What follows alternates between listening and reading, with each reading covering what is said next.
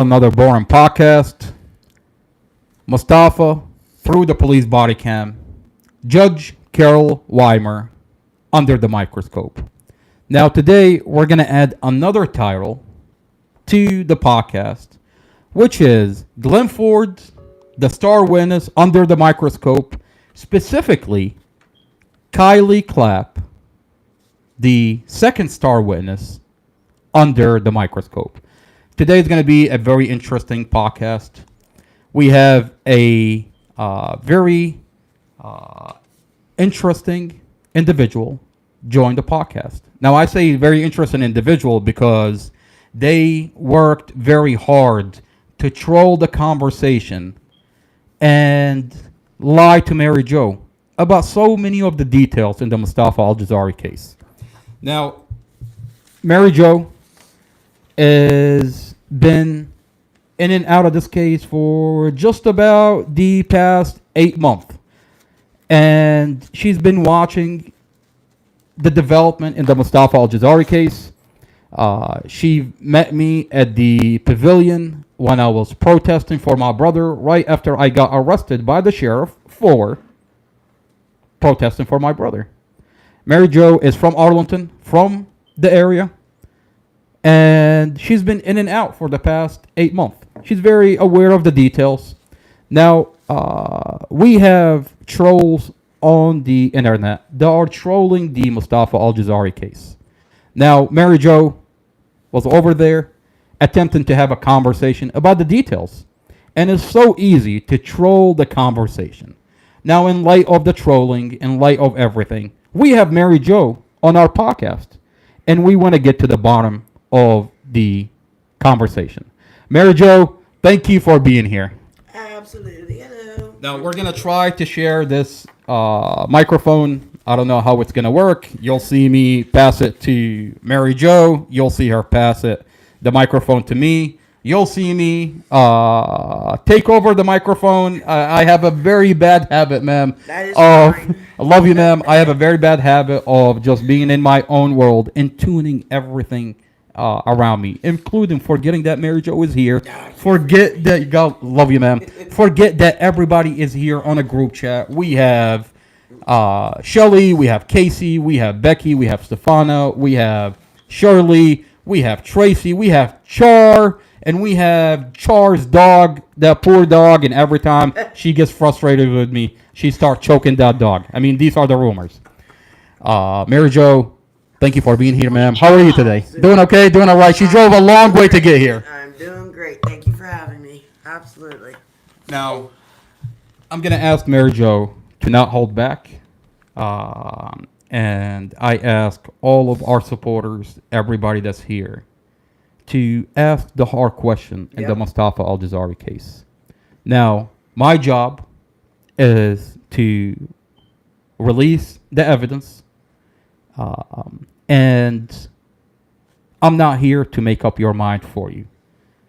I have evidence that Mustafa Al-Jazari is being framed by the county. I have evidence that this is a tragic vehicle accident. This is a vehicle accident. The county is coming after me for releasing this information. This material, the body cam, the discovery, is sealed off the county and has been ongoing. This case has been ongoing for 2 years. It's a tragic vehicle accident where Mustafa lost his girlfriend and her 5-year-old baby in a tragic vehicle accident. We have the dash camera that shows us a vehicle accident. We have the body cams that the investigators are admitting it's a vehicle accident. That Mustafa did everything he can to avoid a vehicle accident. We have the computer inside the vehicle that shows that Mustafa did everything he can. He hit the brake to stop the vehicle. And we have the body cam that the police are admitting that there is mechanical failure, brake failure, transmission failure, the drive shaft disconnected. It's on body cam. Now, through this podcast, we're going to go through those body cams, through the details, and we're going to ask Mary Jo to ask me the hard questions. I mean, Mary Jo is from this county. Mary Jo is not easily trolled or bullshitted into this conversation. They tried very hard to bullshit this lady. But if you know anything about Mary Jo, she's going to get to the bottom of it. Mary Jo, thank you for being here, ma'am. Absolutely. Thank you for having me. Absolutely. Now, we have a specific video in the discovery that the prosecutor is using to say that Mustafa is abusive. We're going to play this video and we're going to ask the question, what is this video all about? And what's going on in this video? And we're going to ask the question, who took this video? And does it show that Mustafa is abusive? And we're going to talk about the individual and put them under a microscope and talk about the details. Now, this video is recorded by Kylie, Dorothy's 16-year-old. Dorothy, at the time, she was 16 years old. This video, Kylie, a month before the vehicle accident, Kylie finds the time to sneak into the vehicle where she finds Empress by herself. Empress is 5 years old. Empress is Dorothy's child. Kylie Clapp, Dorothy's 16-year-old, sneaks into the vehicle. Mustafa is not there. Dorothy is not there. And record a video asking 5-year-old Empress a bunch of questions. And what's disturbing in this video is you won't see Kylie put the cell phone on 5-year-old Empress, and she's not putting it on herself. It's back and forth. And as of if you have kids, and as of she's attempting to solicit a very specific answer. You know, when you have a 5-year-old and someone comes up to that 5-year-old and they're like, did something happen? Yeah, did something happen? You're leading with a question with an answer, and you're attempting to steer the conversation of this 5-year-old Like, into is he being mean to you? exactly. Was It's he, oh you my God, know, it's disturbing. It is disturbing. Now, Mary Jo tells me, Yeah, my other half cannot stand when you ask a question and answer it. you know, I find Mary Jo telling me that they're playing this video on the live, and Mary Jo tells me they're not playing this video. They're chopping up, and they're only playing the audio of this video. I mean, Mary Jo, where did you see on their live? Well, I was about to say, yeah, I was going to say, Amara, let Mary Jo explain what she saw. So what happens is there's no video, but it's audio. So what she does is when people are welcomed in, she'll explain this is an interview of the 5-year-old Empress. And I know she makes more adjectives to catch the viewer's attention.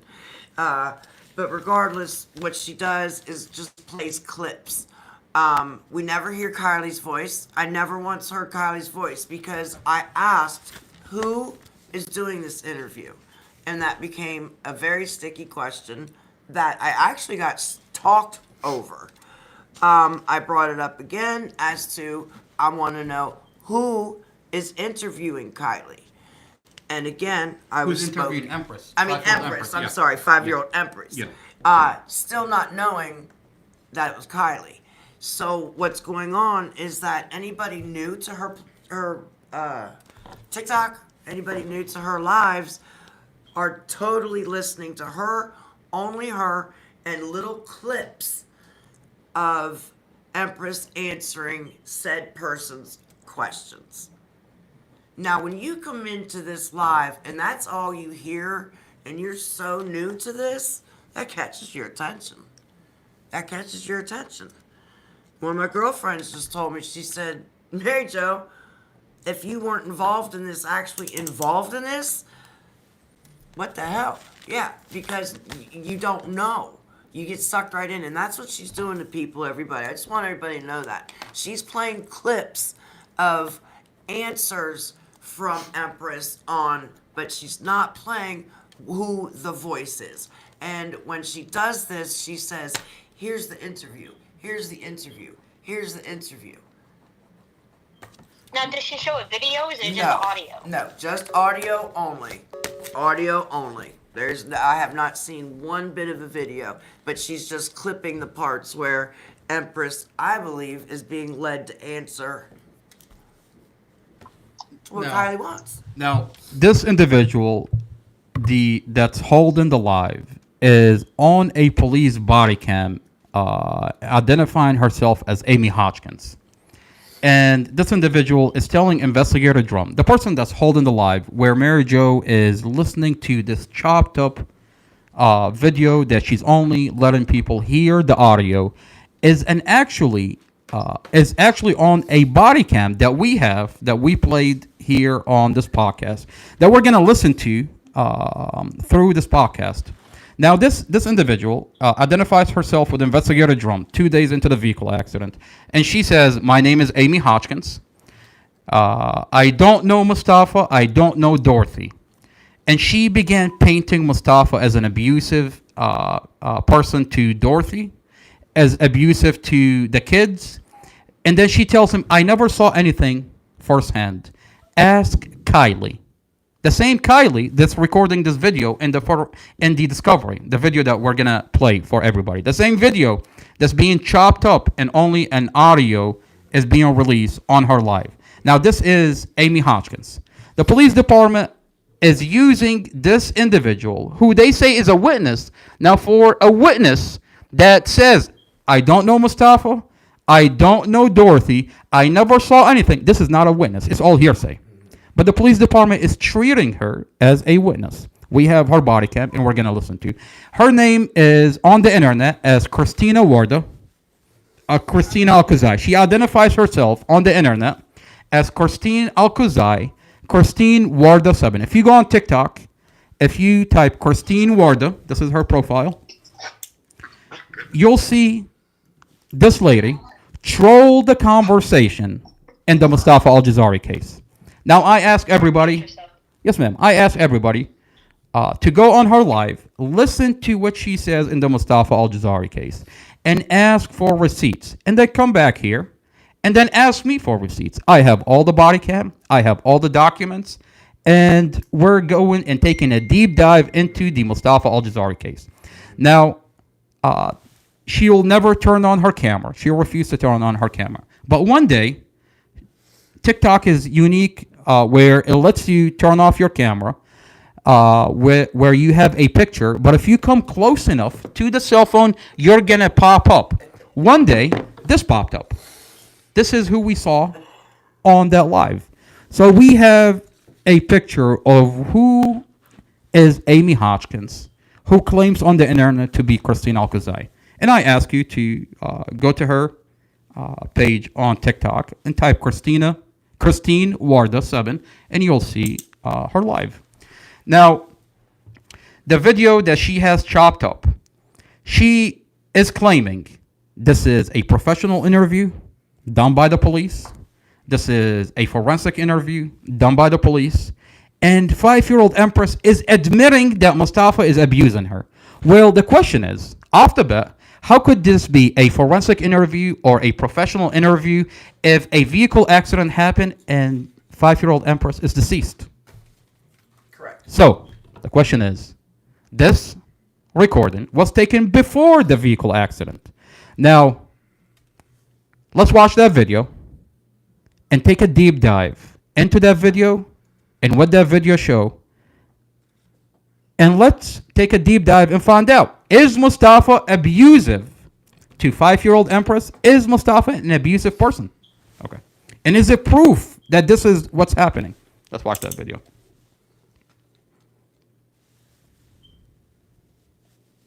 And then I've got a clicker to tell you. Yes, ma'am. Let's see. Beautiful. There we go.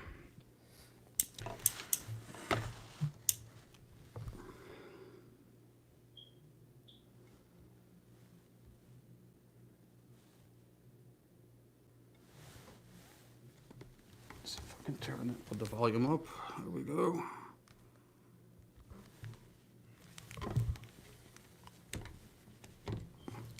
Mind you, this is a month before the vehicle accident. In the background, you'll see they're at a gas station. This is Wawa gas station. Kylie, 16-year-old Kylie at the time, finds a time where Mustafa is not there, Dorothy is not there, and she gets in the vehicle and is asking 5-year-old Empress a number of questions. Okay. So, Moses, mom's boyfriend, Yeah, when you try to go to sleep with mommy, he hits you? yeah, Where? like he Does he spank you? rather when I'm sitting on her lap, he turns to him. He also turns to knock me on the knee with his hand. Does he ever hit you on the butt? No. Has he ever hit you in the face? Yes. Does he hit you, and he hits you on your legs? On your knee? Yeah. Does he? No. How many times has she broken up with him? A lot? She didn't wake up with him for a bunch of days. And But do you think he'll be back? probably Do you think, does he hit any of the other kids? yes. Does he hit Javen? I think Is that why Javen stabbed him? I don't know. Pharaoh finally got him to stop and open the door. So, Pharaoh, so has he hit Pharaoh? No. Has he hit Imagine? Yes.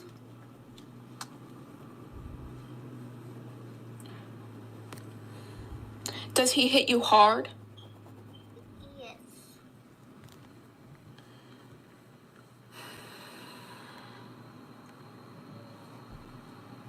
Does he hit mommy?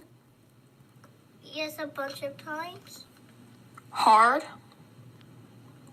I think he also locked one time. He also locked Javen and Mom that because they're fighting in the laundry room. He locked them in the laundry room? Yeah, she was holding the He locked mommy and Javen in the laundry room because he was mad at mommy? no because Javen and Mom were fighting. And that made Moses mad?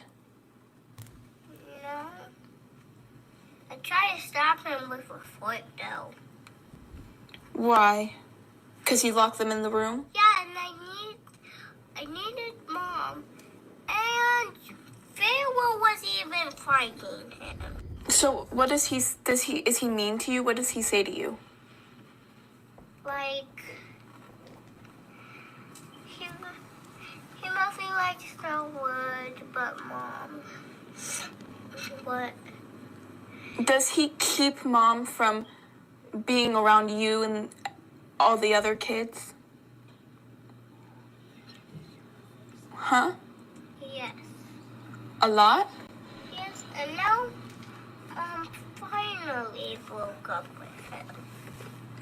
I've been telling her for a million days, and she still hasn't broke up until Okay, well, if he comes back, you get on mom's phone and call me and tell me, but do not let mom or Moses hear you.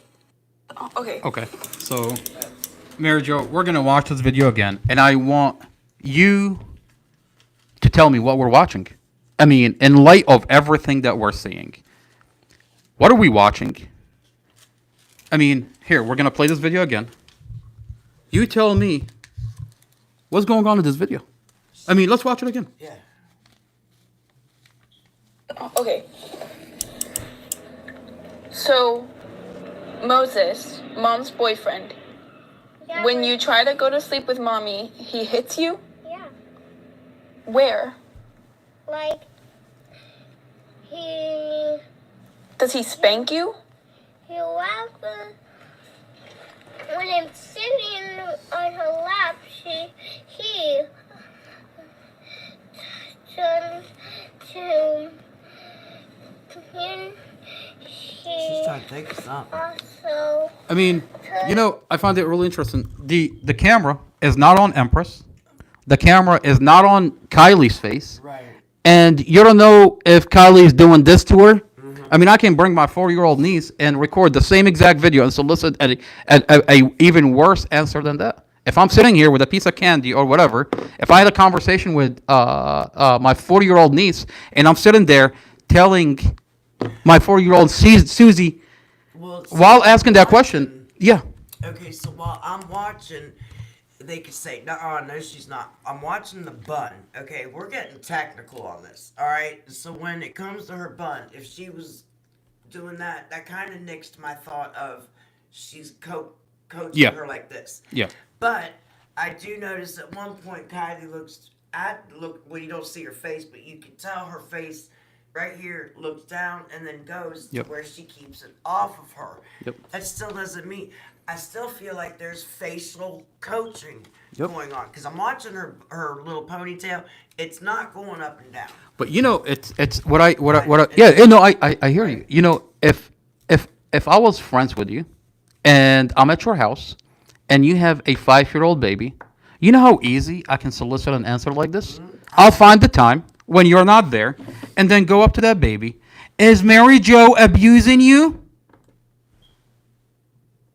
You don't know what I have in my hand. Right. You don't know what kind of facial expression I'm giving that baby. Yeah, yeah. I mean, why is the cell phone?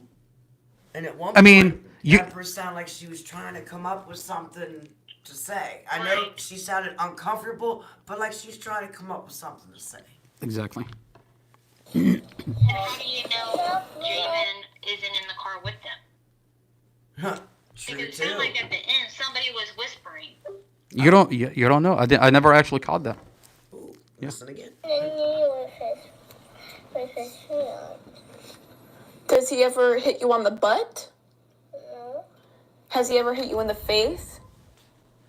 Yes. Does he hit you and he hits you on your legs? On your knee? Yeah. Does he?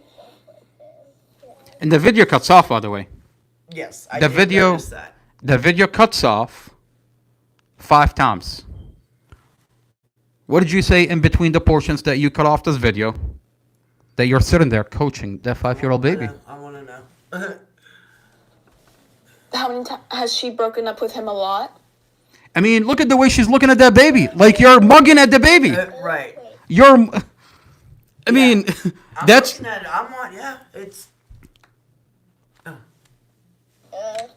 For a bunch of days. And But do you think he'll be back? probably Do you think? Does he hit any of the other kids? yes. Does he hit Javen?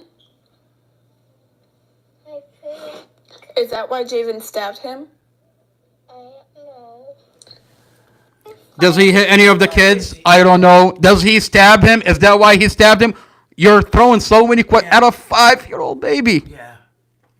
That's just a mind F. Oh my Lord, have mercy. Pharaoh finally got him to stop and open the door. So Pharaoh. So has he hit Pharaoh? No. Has he hit Imagine? Yes. Does he hit Pharaoh? Pharaoh is a 9-year-old. No. And then you mug. He's gonna hit the bigger one. And then she's gonna mug at that 5-year-old baby to get an answer. I mean, you're not showing your face. We don't know what you're doing to your facial expression. We don't know what you're doing mugging at this baby, trying to get her to steer her in a specific. You're leading with a question. Okay. Where you could tell Pharaoh in his interviews is more would hit Pharaoh, I'm gonna, come on now.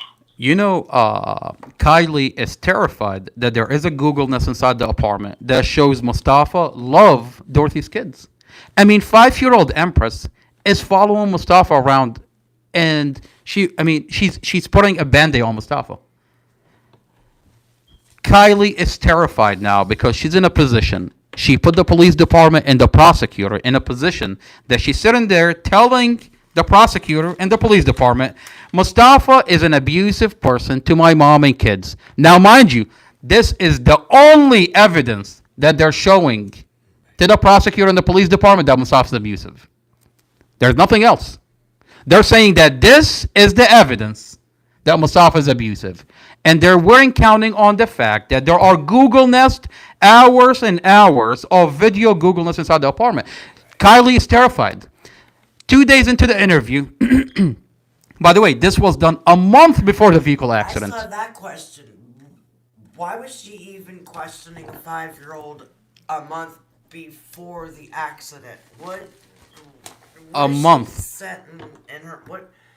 I just feel like I don't know. What is she setting up? Why would she do that? Now, the police showed up at Mustafa's apartment and did a wellness check into, they did a wellness check. After this, they went into the apartment and did a wellness check on the kids, had a conversation with Dorothy, and they determined that there is no abuse. Right. And these allegations are false. And they walked away. Kids stayed. Exactly.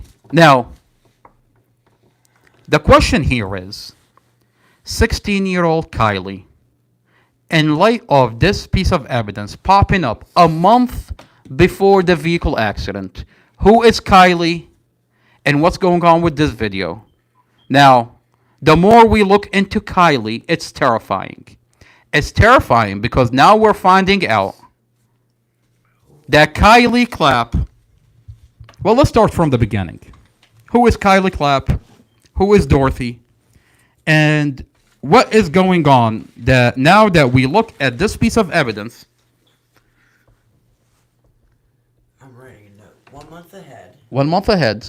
Now, Mustafa met Dorothy. It's a 3-month relationship. Now, before Mustafa met Dorothy, there was an incident with a club owner. A club owner that now we're finding out that 16-year-old Kylie, her dad worked for. What are we talking about? Let's play a video and take it all the way back to the beginning. This is a video where a month before Mustafa met Dorothy, Mustafa has a small business, a physical therapy equipment business, where he sells heat warmers, physical therapy equipment, and he goes out and about and promotes his business and sell his equipment. Now, Mustafa, for the past 3 years, he's been going to a very specific location. It's public property. It's a public easement. It's a very heavily populated area. Mary Jo is from this community. She knows exactly what I'm talking about when I talk about Crystal City Strip Club. Now, Mary Jo, how busy is that place on the weekend? It's busy. It's very busy. It's busy. Very busy. And it's perfect for business. Mustafa has a small business. He would go there. He's been going there for just about 3 years. And when I got back from overseas, I started helping my brother with his business. I have a small roadside assistant business that I dedicated to the Marine Zone base. To expand the business, I pass out my business cards. And when I go with my brother to that location, I pass out my business cards. These are my business cards, Mary Jo. I do mobile mechanic. Do you have any extra? Oh yes, ma'am. I have a whole warehouse of those cards. This is. I don't want that one. This is my. Raggedy ass friend. I want to show everybody what I do. This is the cards that I pass out. It says mobile mechanic. It has my number. It has the logo, Quantico Mobile Mechanic. Okay? It's a company that I started and dedicated for the Marine Zone base. Every time they get stuck, I have trucks that will show up will put Marines back on the road. I have a generator, compressor, built it up where I have 5 trucks. I hired Marines, our military police Marines, on their day off. I would train and then have them dedicated to serving their fellow Marines. Now, most of the work I do on base is free. I end up zeroing out the balances just to take care of the Marines. When I got back from overseas, I did civilian work overseas. When I got back, I had so much PTSD that I loved taking care of Marines on base. And half the time when I show up on base, I zero out their balance. I mean, you're dealing with junior Marines that don't have enough money to pay for their repairs of their junky vehicles. And I started a company where I hired Marines, trained them on their day off, and instead of sitting there at the barracks getting drunk and doing nothing, I hired them, I trained them, and I put to work to serve their fellow Marines. Now, that was my company on base. And to expand it, I would go with my brother every day to Crystal City, and I help him sell his equipment. I help him sell his physical therapy equipment, promote his business, sell his $5 heat warmer. At the same time, I would take my truck and take it there and pass out my business cards. And it was great for business. I mean, you get so much business and expand it into that area. It was beautiful. It was public property. One day, the club owner comes out and he starts screaming at my brother, attempting to kick him off public property that he doesn't have. By law, you can't kick him off that property. It's public property. It's a public easement. By law, you can't kick him out. I mean, he has a business. He has a license. He's promoting his business. You can't just come out and kick him out. Now, Crystal City Strip Club. Right to the right, there's a Chinese store, Chinese restaurant. To the left, it's a 7-Eleven.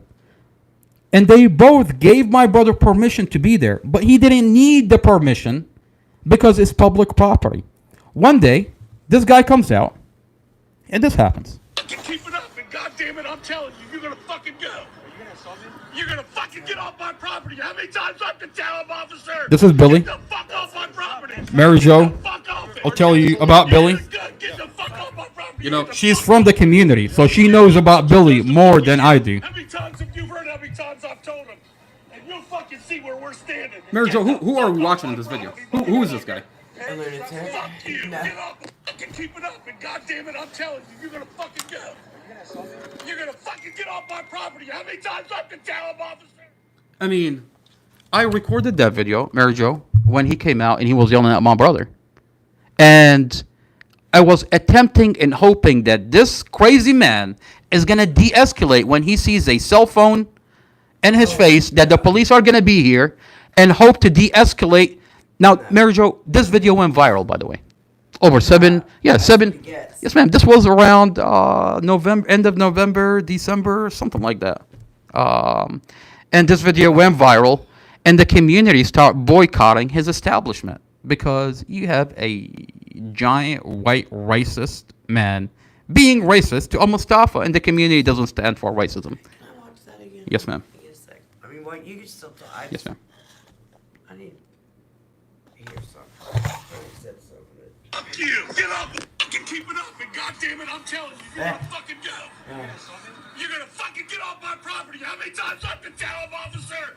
Get the fuck off my property. Get the fuck off it. I got this whole thing on. You're good. Get the fuck off my property. You get the fuck off it. You're gonna go to jail, bro. Yeah, you watch who goes to fucking jail. How many times have you heard how many times I've told him? And you'll fucking see where we're standing. Get the fuck off my property, motherfucker. Fuck you. Get up.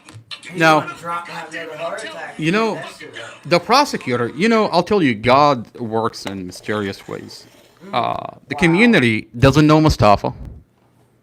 And here is the prosecutor sealing off all his evidence and is telling the community through the news that we have a monster who crashed a vehicle on purpose and killed his family, his girlfriend, her 5-year-old baby. That's what the prosecutor is telling this community, that I have a monster in my county jail.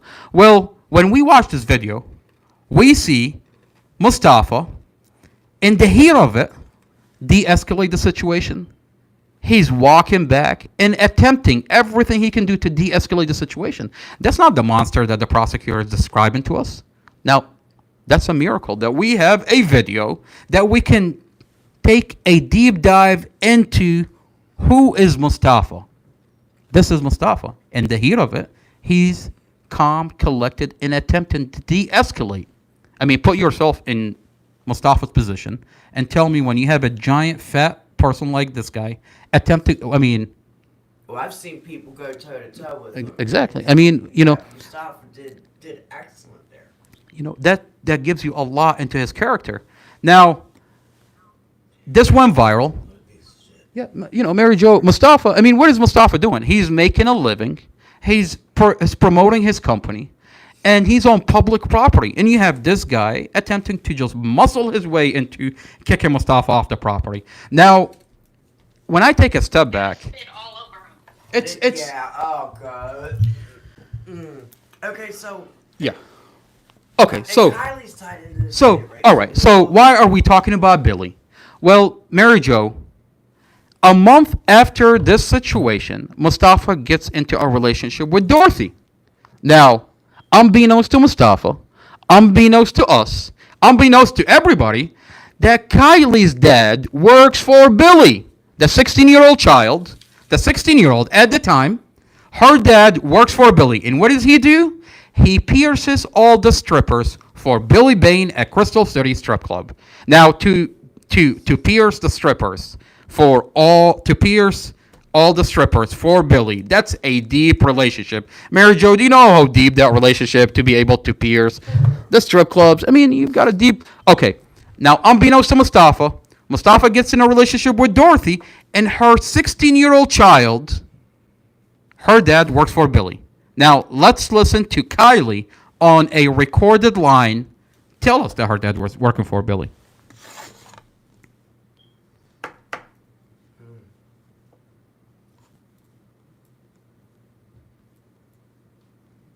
So Mustafa's out there. Kylie's dad works for Billy. Billy's losing his mind. Getting attention to his, but he doesn't want the heat because of activities inside of the restaurant. Well, you know, no, it's perfect. Now, in retrospect, why is Billy so upset at Mustafa? Now, I'll tell you, you don't have to hear it from me. This is Mary Jo. She's from that county. And she'll tell you about Billy and the strips activity. What Billy does out of that club.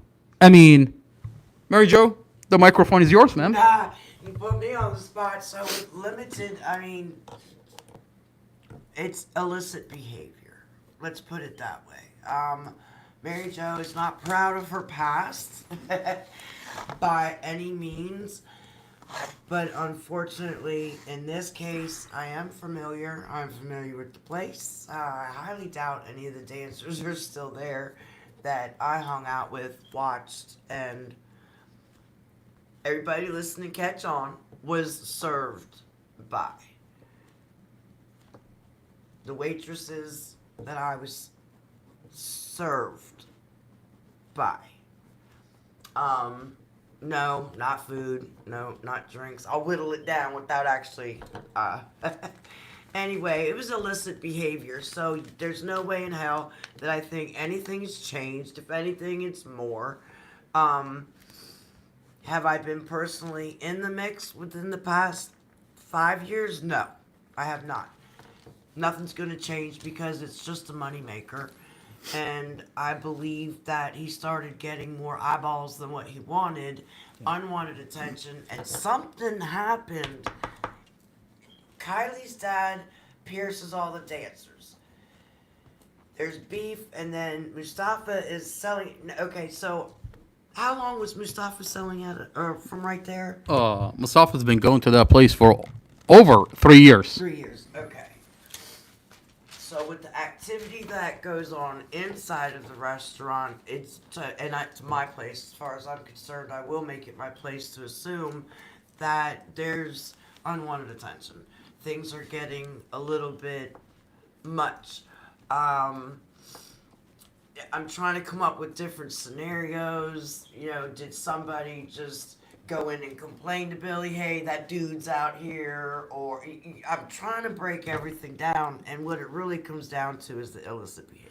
You know, I'll tell you, I've yet to see anybody come up with a police report or a complaint about Mustafa being at that location. I mean, I have so many videos where the strippers would come out.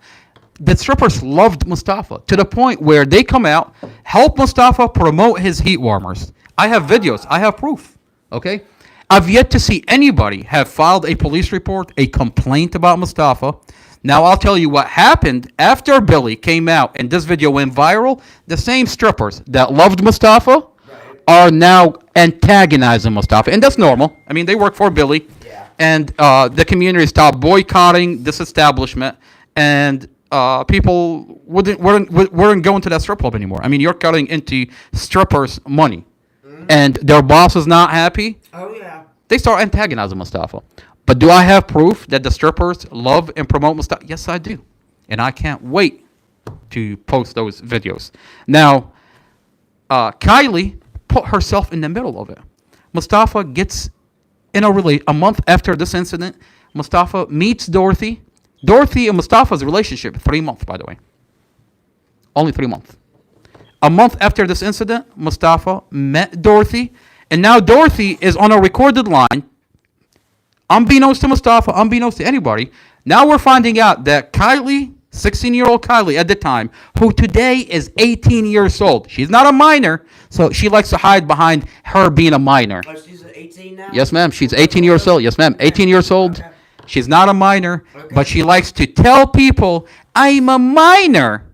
Well, minor or not, ma'am, when you solicit to kill somebody, we have her on a recorded line. A witness said that she came up to him and attempted to, she said, can we kill Mustafa and make it look like an accident? Now, this is interesting when we're talking about a video that she sneaked up into the vehicle when Mustafa's not there, Dorothy's not there, and soliciting and is forcing this baby to say certain things, leading her into an answer. You know what's wild I can't get out of my head? Is that this incident with Billy Yeah, happened a month before Yeah. Mustafa met Dorothy. yeah. So there's already, that's just wild. Exactly. And the police department is aware of the details because, why do I say the police department is aware? Because Mustafa had an active lawsuit against the police department from 2018 all the way to the vehicle accident. Now, if you know anything about lawsuits, you have a lawyer, the police department has a lawyer, and your lawyer and their lawyer has private investigators. And to say that the police department's lawyer did not have private investigators that know who Kylie is, that know who Amy Hodgkins, Glenn Ford, those key players that the prosecutor is using, that everything they say is hearsay about Mustafa, is ridiculous. Now they're terrified when it's terrified. Kylie is terrified when the conversation gets to a point. Kylie, your cell phone is going to get subpoenaed. Cell phones. Your cell phones and your emails are going to get subpoenaed. Did you have contact with any individuals that were private investigator for the lawyer that were representing the police department at the time? We're going to find out. Her cell phones and emails will get subpoenaed into this case. Glenn Ford, the other star witness that the prosecutor is using, who says a lot of hearsay, this is the jealous ex-boyfriend, and we'll take a deep dive into Glenn Ford. Because Glenn Ford, we have an audio recording where he says that Kylie had came up to him and asked to kill Mustafa, and can we make it look like an accident? Let's listen to that recording.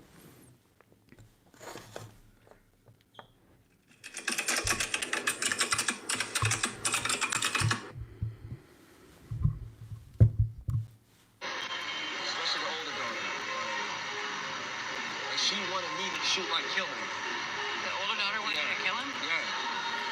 Like, man, like, could you please, like, if I make it look like, so, like, you know what I'm saying? Like, something, and it's like self-defense, would you do it? And I'm like, no.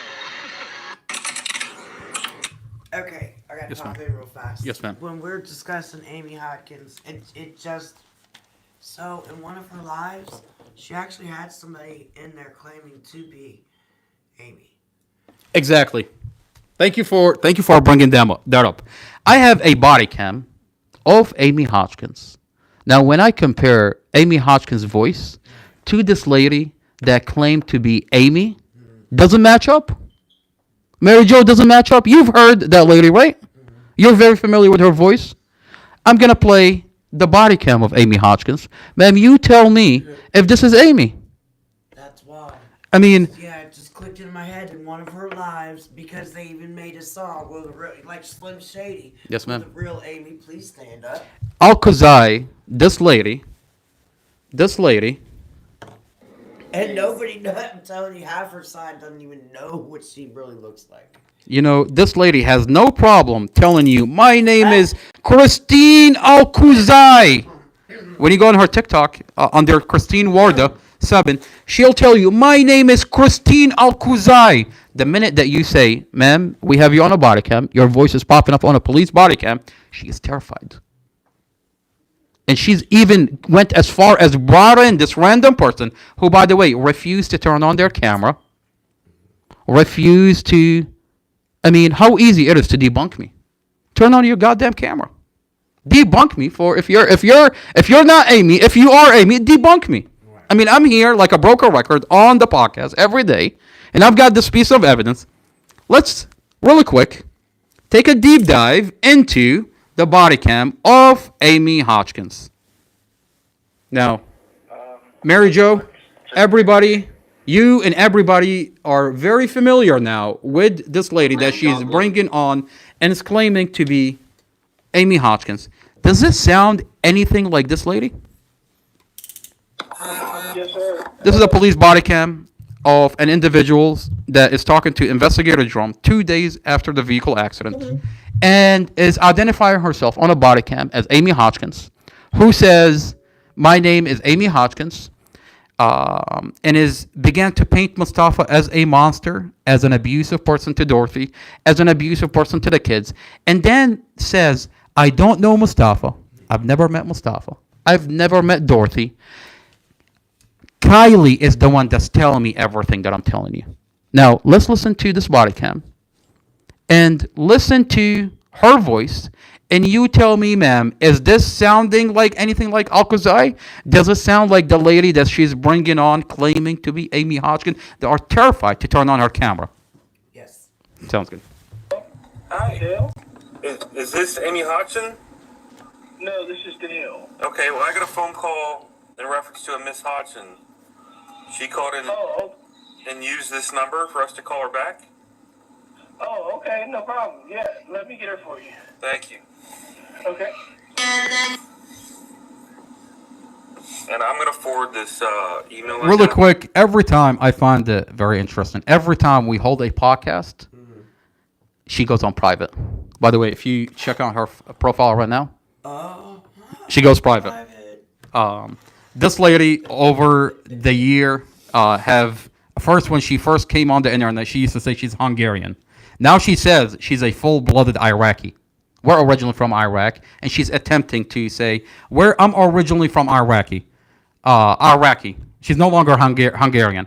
I'm a full-blooded Iraqi. And now she's wearing the hijab, the scarf. So that because she's terrified that we're talking to the Arab community, and she wants to say that she's a full-blooded Iraqi, that she's fully she wears a hijab, and I mean she's doing so many things. I mean, I'll tell you, it's so hilarious. I throw this around all the time, and everybody heard me.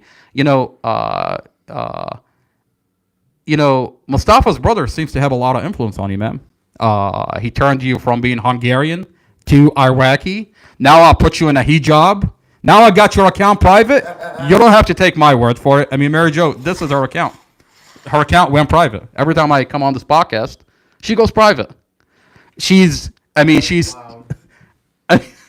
terrified of the attention. For a lady that's on the internet every day, now that we're shedding light into the situation, she runs away from it. Let's listen to. We're gonna do this. I mean, nitpick. There's. I have a whole county coming after me. I have a whole county coming after me on the 26th. And why are you releasing body cams discovery? What do you think I'm going to do?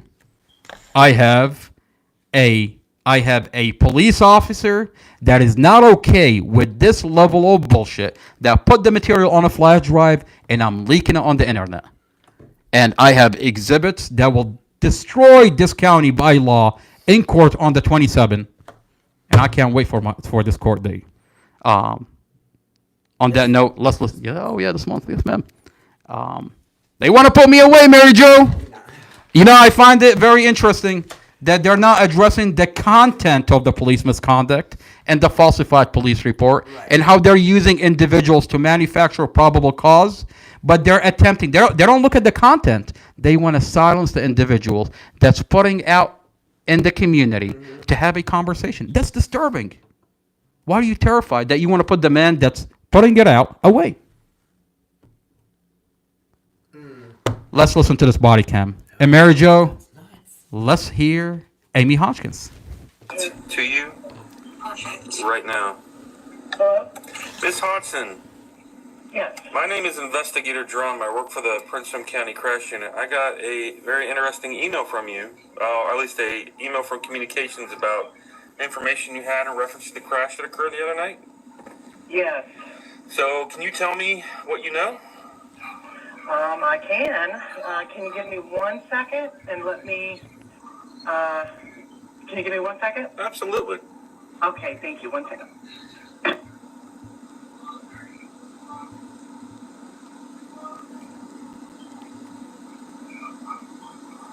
You got your email open? No, I stepped out of class. Doesn't that sound like Kate 0707? Sounded like it to me, Now, this is, which is Stephanie. it's Stephanie Claiborne Drum. This investigator has his wife on three-way. Now, this lady doesn't work for the police department. She used to as a dispatcher. But at the time, she's not working for the police department. But yet you have your wife on the phone with the person that's identifying herself as a witness, and you're telling her, I'm going to forward you the email that I got from this lady, from this witness. You want to talk about police misconduct? Levels. That's crazy. That's why. And now she's on the internet. By the way, she's on the internet every day with this lady. Every day, trolling the conversation.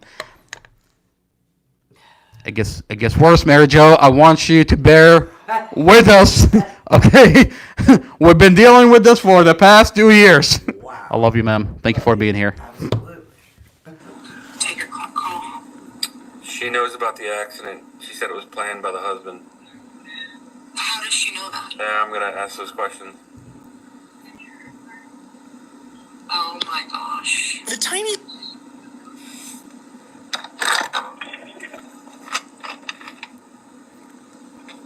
Okay, I'm back. Sorry about that. No, you're good. So tell me how you know, tell me how you know Miss Dorothy. Okay, I don't know her. I know one of her daughters. You know one of her daughters. Her older daughter, Kai. That was it. I mean, come on now, Mary Jo. You know, the mic is yours, ma'am. I wish I had two mics, but the mic is yours. There you go. I'm gonna smoke a cigarette. That it's over. It's over.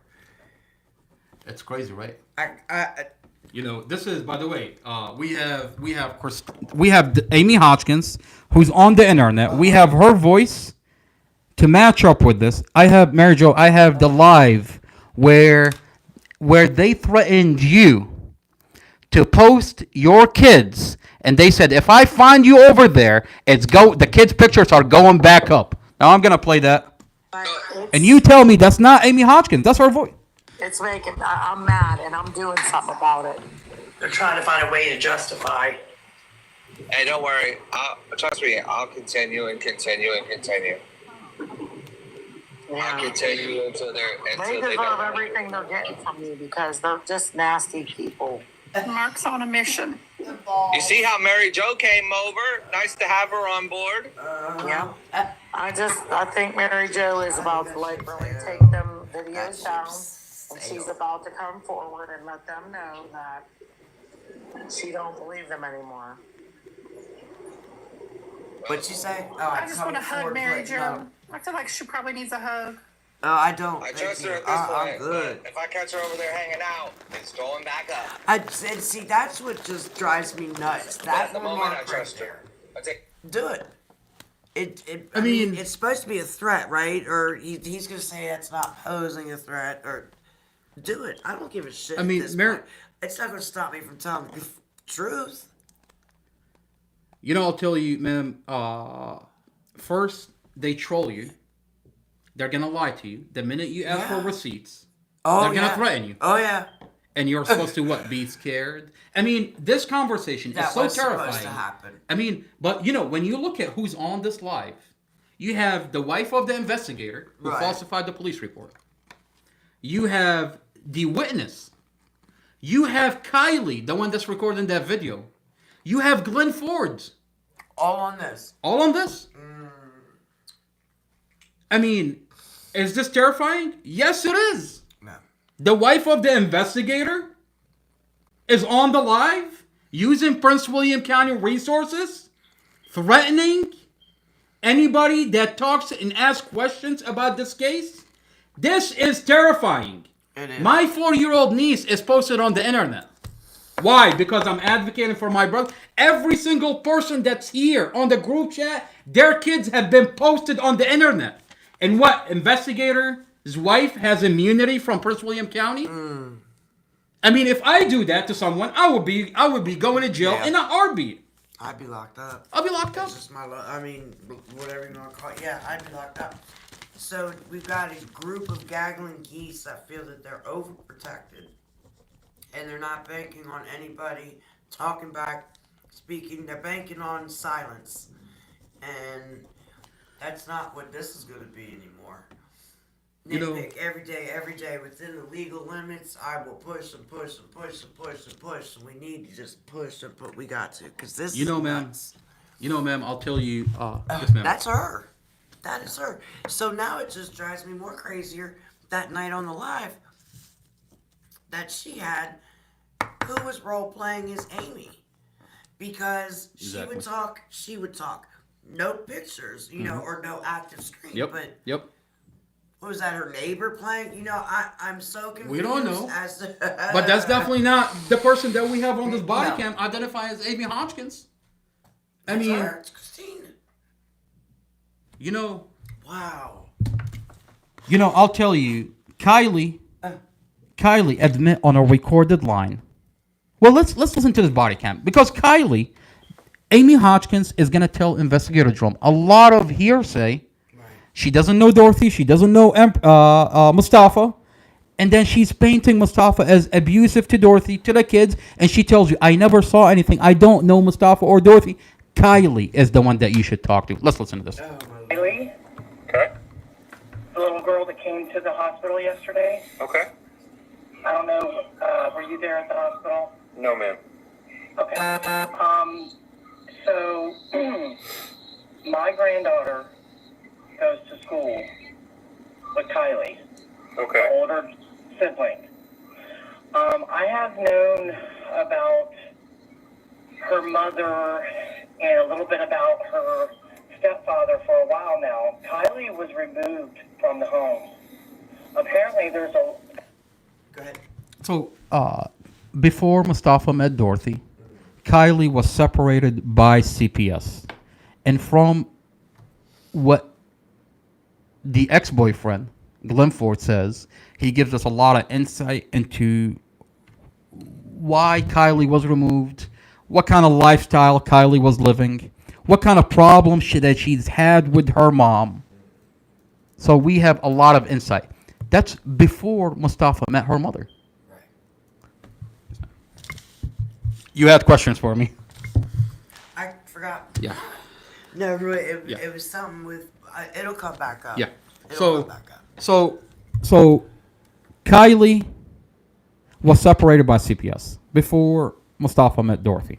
Now, you'll hear in this body cam that she's gonna say a lot of negative things about Mustafa, but then say you have to talk to Kylie, because whatever I'm getting is from Kylie.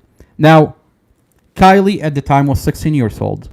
We have We have the ex-boyfriend, Glenn Ford, Dorothy's ex-boyfriend, on a recorded line admit to a private investigator, Charlotte. We all got to talk to Charlotte. That Kylie came up to him and asked Glenn Ford to kill Mustafa and make it look like an accident. Let's listen to that recording really quick.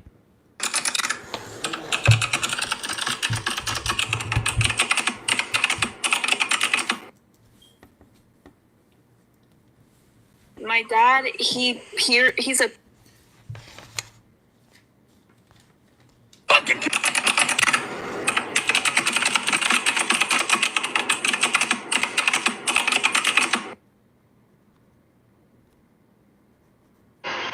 Especially the older daughter. Like, she wanted me to shoot, like, kill him. The older daughter wanted you to kill him? Yeah. Like, right, like, could you please, like, if I make it look like, so, like, you know what I'm saying? Like, something, and it's like self-defense, would you do it? And I'm like, no.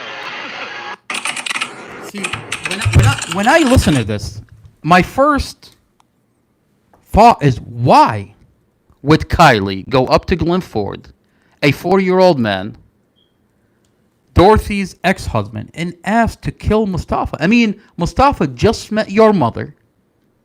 I mean, this is a 3-month relationship. He just met your mom. This was, it was... When Glenn said that Kylie asked. Definitely before the vehicle accident. It's between we don't know exactly when that she went up to Glenn Ford and asked to kill Mustafa, but we can put the time frame. It's definitely before the vehicle accident because Dorothy is deceased. 5-year-old Empress is deceased, and Mustafa was helicoptered to the hospital. He woke up out of a coma, and he's been in solitary confinement ever since. So this Kylie coming up to Glenn Ford and soliciting to kill Mustafa is before the vehicle accident, between when he met her mom, and before the vehicle accident. So that frame, which is 3 months. Now 3 months. Now imagine, why would a 16-year-old child go up and solicit to kill Mustafa? That's a big giant why. Right? I mean, that's what you would ask, right? Yeah. Well, the more you look into this case, details are going to come out where it hits you right in the face. Why is she angry at Mustafa? Now, Mary Jo, would it surprise you to find out, unbeknownst to Mustafa, a month after the Billy situation, that apparently Kylie's dad works for Billy, and he pierces all the strippers. Now, unbeknownst to Mustafa doesn't know. He met this girl, Dorothy, a month after this incident that went viral. I mean, and he meets Dorothy, and now her dad works for Billy, and she's hanging around all the strippers. Let's listen to Kylie on a recorded line admit that.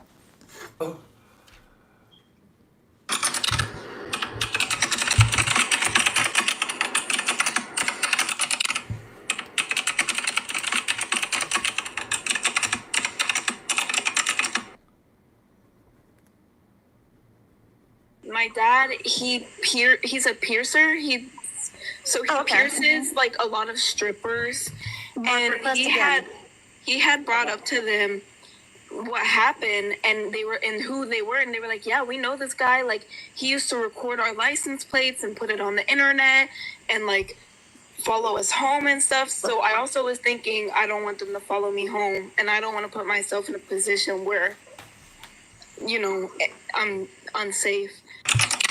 So she's repeating the same sentiments that the strippers started saying after their boss, Billy Bain, goes viral. The same strippers that I have proof, videos where they loved Mustafa, was promoting Mustafa's business. She's repeating the same sentiments that the strippers they hate Mustafa.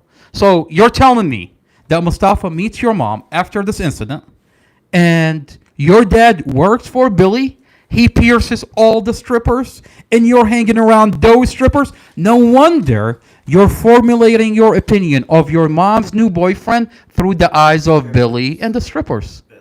I mean, And now, did you solicit to kill Mustafa because of Billy? That Billy is angry? Now, you're hanging around that environment. Now, the more we take a deep dive into Kylie, the more we understand what's going on with this 16-year-old at the time. From a recording that we obtained from a private detective that Glenn Ford himself admit on a recorded line, he gives us insight into who Kylie is. And he says that Kylie, at the time, 16-year-old Kylie, has a lot of problem with her mom before she meets Mustafa. Right. That she was separated by CBS. Yes, ma'am. For the interview where she also said that when she asked her why are you here, she says my dad made me. Yes. We have a forensic interview. That in a forensic interview, the psychologist of the police department asked her, "Why are you here?" She said, "My dad is making me come here." Oh. Now, that's interesting. The same dad that works for Billy. This is a forensic interview. So what is it that brought you here? Like, why are you here to talk to me today? Because my dad made me. Because your dad made you? Because my dad made me. Because my dad made me. Because my dad made me. Now, mind you, Mary Jo, this forensic interview, I have the discovery. And in the discovery, this forensic interview, the police department sat down with Kylie 2 days into the vehicle accident. Now, I have a document that the prosecutor removed Kylie's forensic interview 2 days into the vehicle accident because the kids were interviewed, she was interviewed. They removed it from the discovery, and they redid her forensic interview a year later. Now, why? Why would they remove Kylie's interview and redo it a year later? Now, would this surprise you to find out that when I was at the pavilion, when you met me, that Kylie came out and she said, as far as I thought, was randomly running into me. She said, I'm sitting there, at the pavilion. I was protesting for my brother, which is 2 minutes away from the jail. That's our downtown in Prince William County. I'm protesting for my brother, and I would be there every day, all day. And then one day, I'm sitting there talking to this person that's in front of me, and she tells me, I am Dorothy's daughter. I was like, this is a miracle. I've never met Dorothy's daughter. Ma'am, let me tell you about what they've done to your mom, your sister, my brother. They didn't helicopter your mom, 5-year-old Empress. My brother is in solitary. They've lied. And, I'm sitting there telling Kylie, I called my mom. My mom came over. Kylie is hugging on my mom, telling her, I wanted to meet you for the longest time. And she sits there and she apologized about her brother Derek, who was on national television, lying about Mustafa, that his sister, her uncle, that he said, my sister was on the phone. She was telling her friend that Mustafa is crashing the vehicle on purpose. Okay? Now, that's a lie, because now that we have the dash camera, that was a lie. Yeah. And Derek was comfortable lying. He didn't think that the dash camera is going to come out. He's on national television lying. And Kylie tells me, I'm sorry about my uncle, and my uncle wants to apologize for going on national television and saying with the stuff that he said. We need to make a video that lets that part play and then slash it or stitch it somehow and make the next part of it the act well. Now, yes, ma'am. And I'll tell you, Kylie at the time was very specific to tell me, can you make sure not to record any of this? And I thought, you've got, she's telling me, I thought she was being genuine, okay? But, me, I record everything, especially everything that I'm going through. This is beyond terrifying for me. I'm so over my head with everything that I record everything.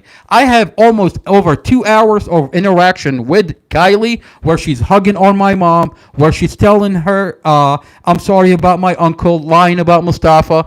And then she says, she takes a conversation. She says, the prosecutor is not telling me anything.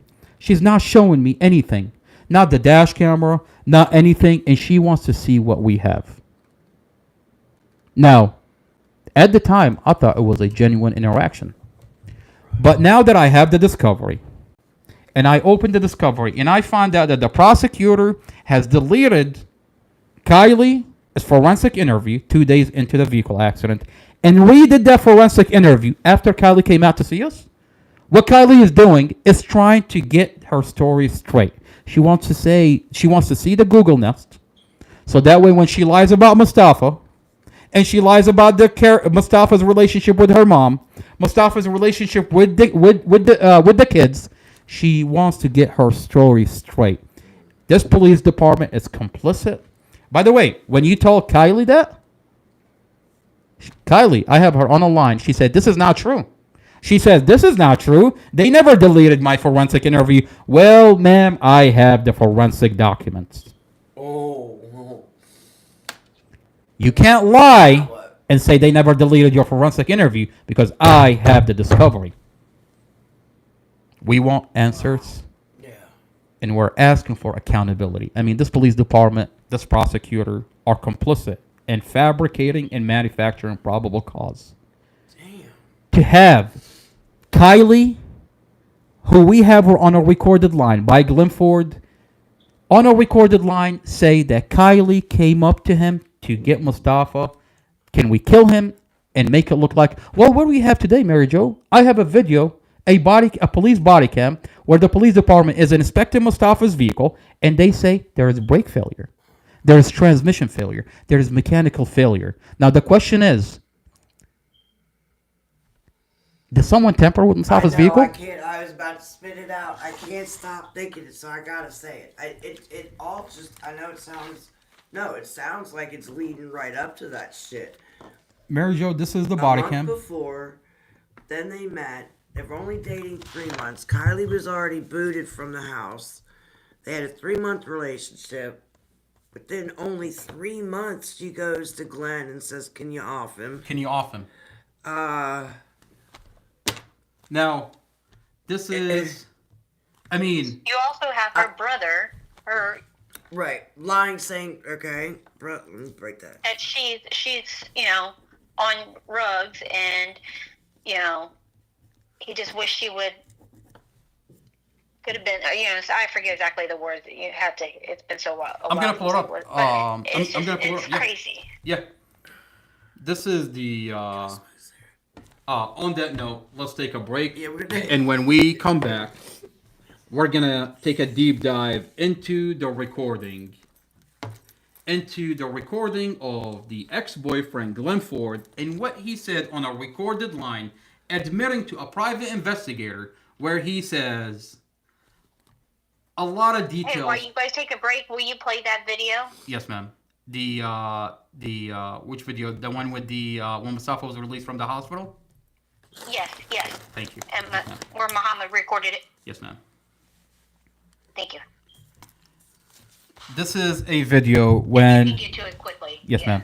This is a video when Mustafa, when the vehicle accident happened, Mustafa was in a coma. Mustafa was helicoptered to the hospital. In the hospital, Mustafa wakes up. He's in and out of consciousness. A lot of my trolls like to tell me, well, he was never in a coma. Well, I have medical documents that show that Mustafa lost consciousness for 30 minutes. I have an off-duty paramedic that works for Quantico that was there at the time that said Mustafa is in a concussion. He thinks he's in 2022 and Obama is the president. So the man just came out of a major accident. He's in and out of consciousness, and he's being helicoptered. This is how serious his situation is. He's being helicoptered to the hospital. He wakes up. He's in the hospital. They do a toxicology report, and he's clear for no alcohol, no drugs. So they release him from the hospital. The police release him from the hospital. We have body cam where he's being released by the hospital.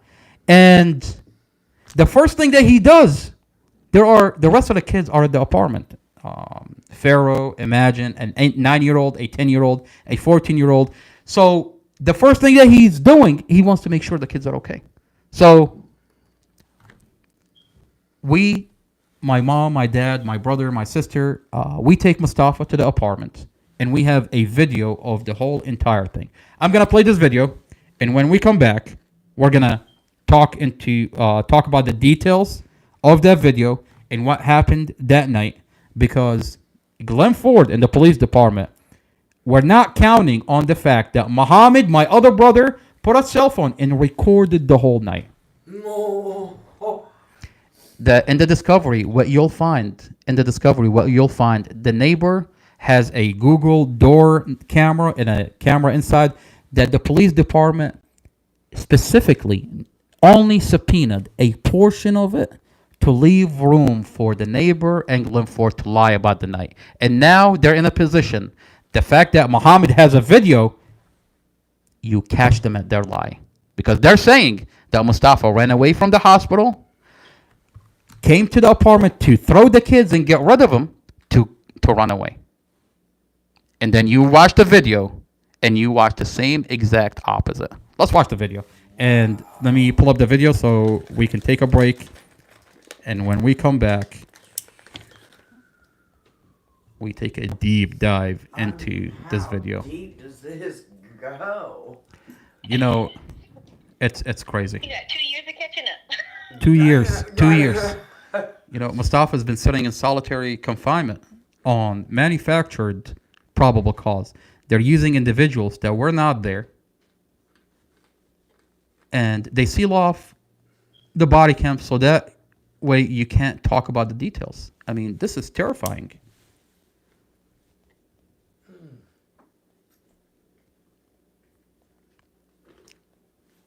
Gee, I wish we knew a lawyer that would go balls to the wall against the county. Oh, Mary Jo, we are just getting started, man. You know, the fact that everything is on the internet.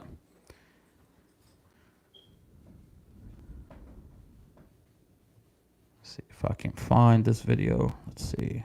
It's in here. It's just, there's so many body cams. There we go. Found it. Beautiful, beautiful, beautiful. There we go.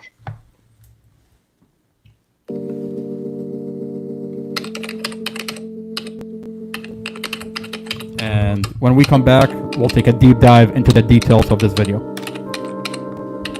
Is it turned on? Okay, thank you.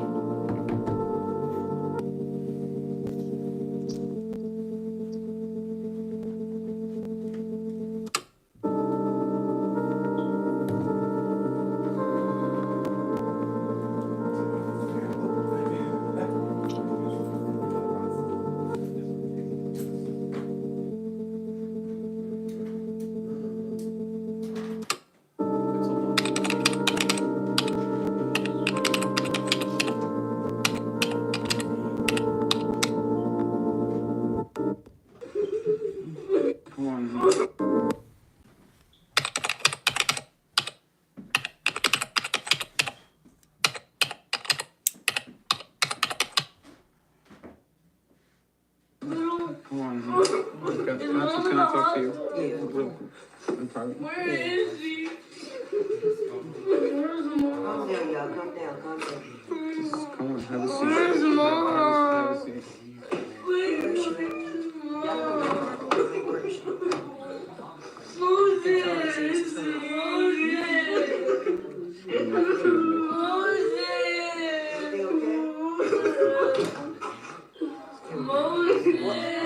Oh, keep that dog. So he was in a car accident. He doesn't remember anything from it. Somebody T-boned his car. She did. Is you alive? And the baby's in critical condition. Is you alive? Is you alive? Where's she at? Just. Where Deanna? Fairfax Hospital. Please Fairfax tell Hospital. Okay, me. y'all okay. Y'all okay. Oh, man, I'm so sorry.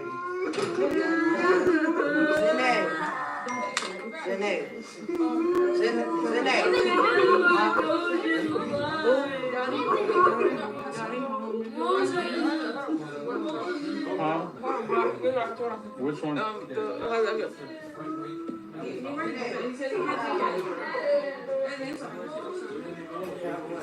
David! Where are you going? David! Huh?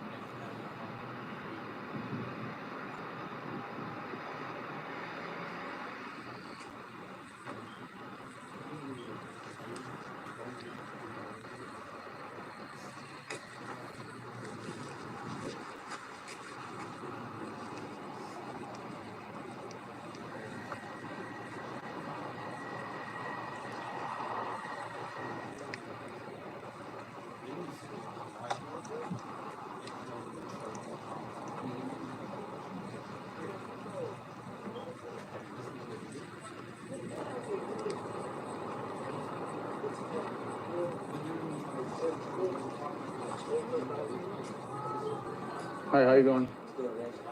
So Moses is my brother. I got a phone call that he was at the hospital. We went there, they wouldn't let us in, and then he just came out. And Deanne did. Yeah, that's what they told us. That he was T-boned. He doesn't recall anything from driving to. He doesn't remember anything. He was unconscious. They were. All three were airlifted to Fairfax. Where they was at? Here? Dumfries Road, I think. Where's she now, though? They trying to get you. Is he? He trying to calm down. I get to him or but I don't. Come here. I don't know where the other kid is. He ran that way, I think. That's what she said. With the dog, I don't know.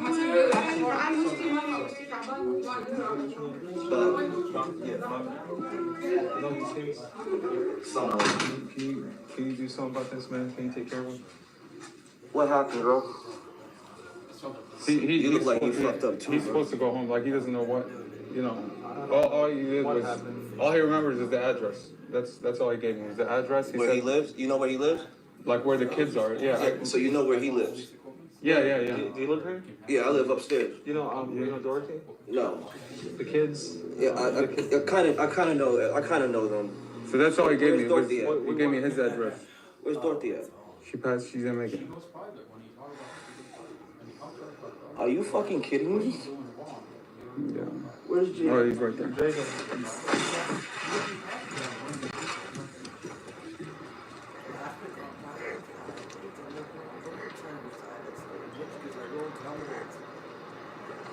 Where's Empress? She's at the hospital, and they won't let anybody see her. He's not the legal guardian. So Empress is in the hospital too? Can you do something, please? Like find out what's going on. And they won't let him see her. She's in. So the first man in Mosey's car. Fairfax Hospital.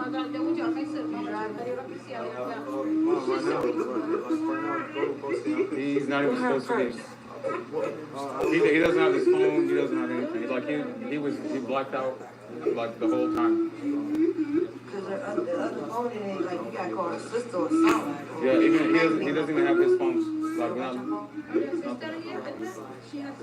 Yeah, they got blunts and stuff, but I need that phone. I need that phone. They don't know her number. You don't know, they young, man. Facebook. Facebook. They got some on Instagram. Go get my phone. Let me see if I can. Like, I don't know her sister on Instagram. I've never been through something like this. You know. Me either.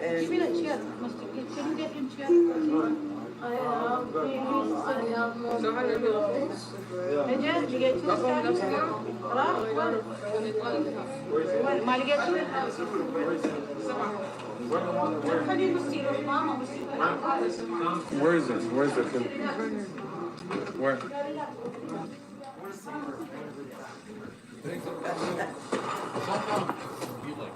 You don't really be able to have time to process the emotions.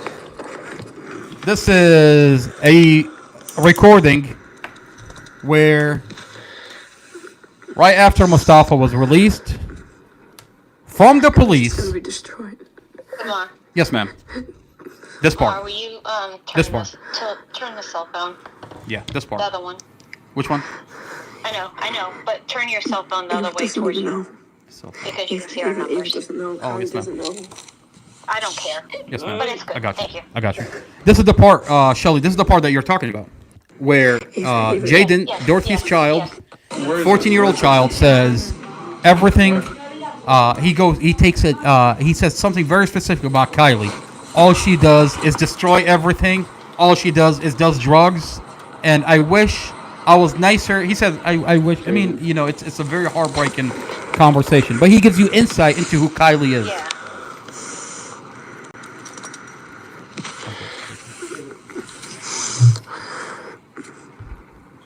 Everything's gonna be destroyed.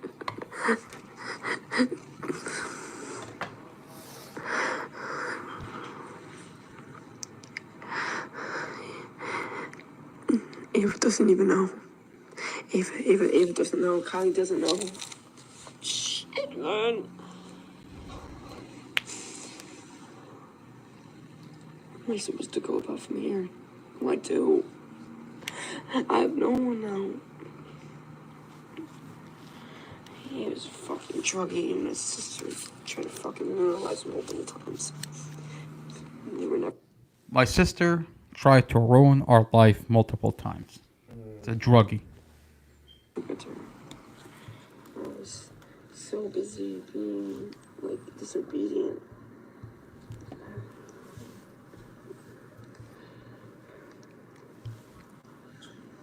Are you the oldest? Yeah. Well, no, I have two older sisters. But out of the Brothers. look, I think you need to just whatever feelings you're feeling right now, you just have to suppress them. But you have to be there for your two siblings. Okay? Like I know this is gonna sound really hard, but you have to like grow up. Then you have to go and be there for your brothers. Muhammad, Okay? my other brother, I mean, is like, given right now, you're the only man 14-year-old they can Jaden trust. words of wisdom. Okay? You have to be there for your siblings. And this is, by the way, Muhammad decided to put a cell phone and record the whole night. And the prosecutor and the police department are terrified that this exists. Okay, and just go hold your brothers. Okay? Now, And hold them. pay attention to when Jaden goes back, he's going to run into Glenn Ford, the jealous ex-boyfriend, Dorothy's ex-boyfriend, who takes him by the arm. This is Glenn Ford. No, I'm gonna talk to Jaden. And he's given him a very specific narrative. Because the night of the accident, he gets on Facebook. The police department posted about the accident. And on there, he says Glenn Ford says, Mustafa's on the run. Mustafa is abusive to Dorothy. Let's give it a minute. Mustafa is abusive to the kids. This is what Glenn Ford, the one that puts his arm around Jaden and is feeding Jaden a very specific narrative. The same night. Yeah, that's fine. They could come. Now, did you hear what she just told him? This is the neighbor, Nini.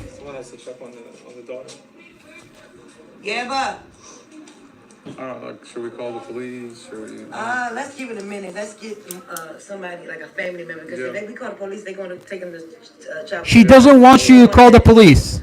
She says, don't. Look, Yeah, that's fine. They could come and talk. But I'm saying I don't want them to go to. Give them a chance to let's call talk to somebody. family. Now, my brother Muhammad called the police, and he told them the kids are at the apartment. We don't know what to do, and the police are sitting there. Investigator Drum is sitting there telling Muhammad, under no circumstances can you, your brother, or anybody take the kids home.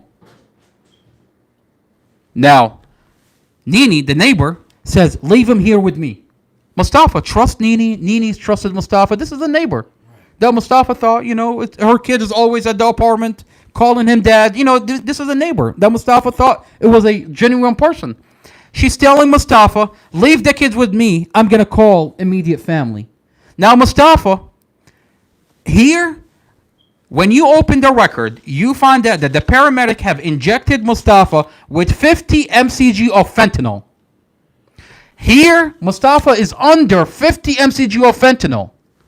Now, 50 mcg of fentanyl, you're out of it for 9 hours. That's fentanyl that the paramedic injected you with. Mustafa, you can see that he's out of it. You can see that Mustafa just came out of a concussion, just got released from the hospital from the police, is under 50 mcg of fentanyl.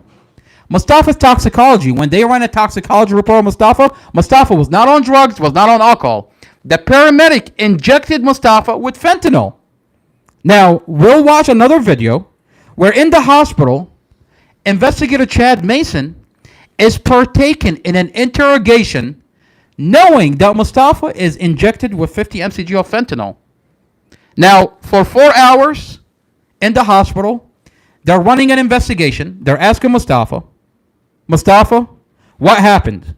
What's going on, Mustafa? And all you hear, Mustafa, is crying and asking about his family. Now, for 4 hours, they've been telling Mustafa, your family is okay. Your family is alive. We're taking care of them. Now, after 4 hours, Can I go to Dorothy? all he's... Can I go see Dorothy? Where am I at? He said no. Yes, ma'am. Can I go, Dorothy? FaceTime Dorothy. Yep.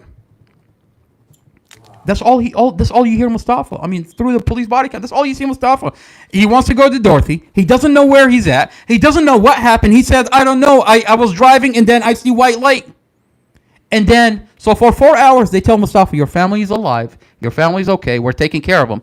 After 4 hours, investigator Chad Mason comes in, and you see him shushing the fuck out of Mustafa. And then he sits down and he tells him, your family has been dead 4 hours ago. They've been deceased. 4 hours. I can't stand. Now, what are they attempting to do in this transaction? I'll tell you what's going on.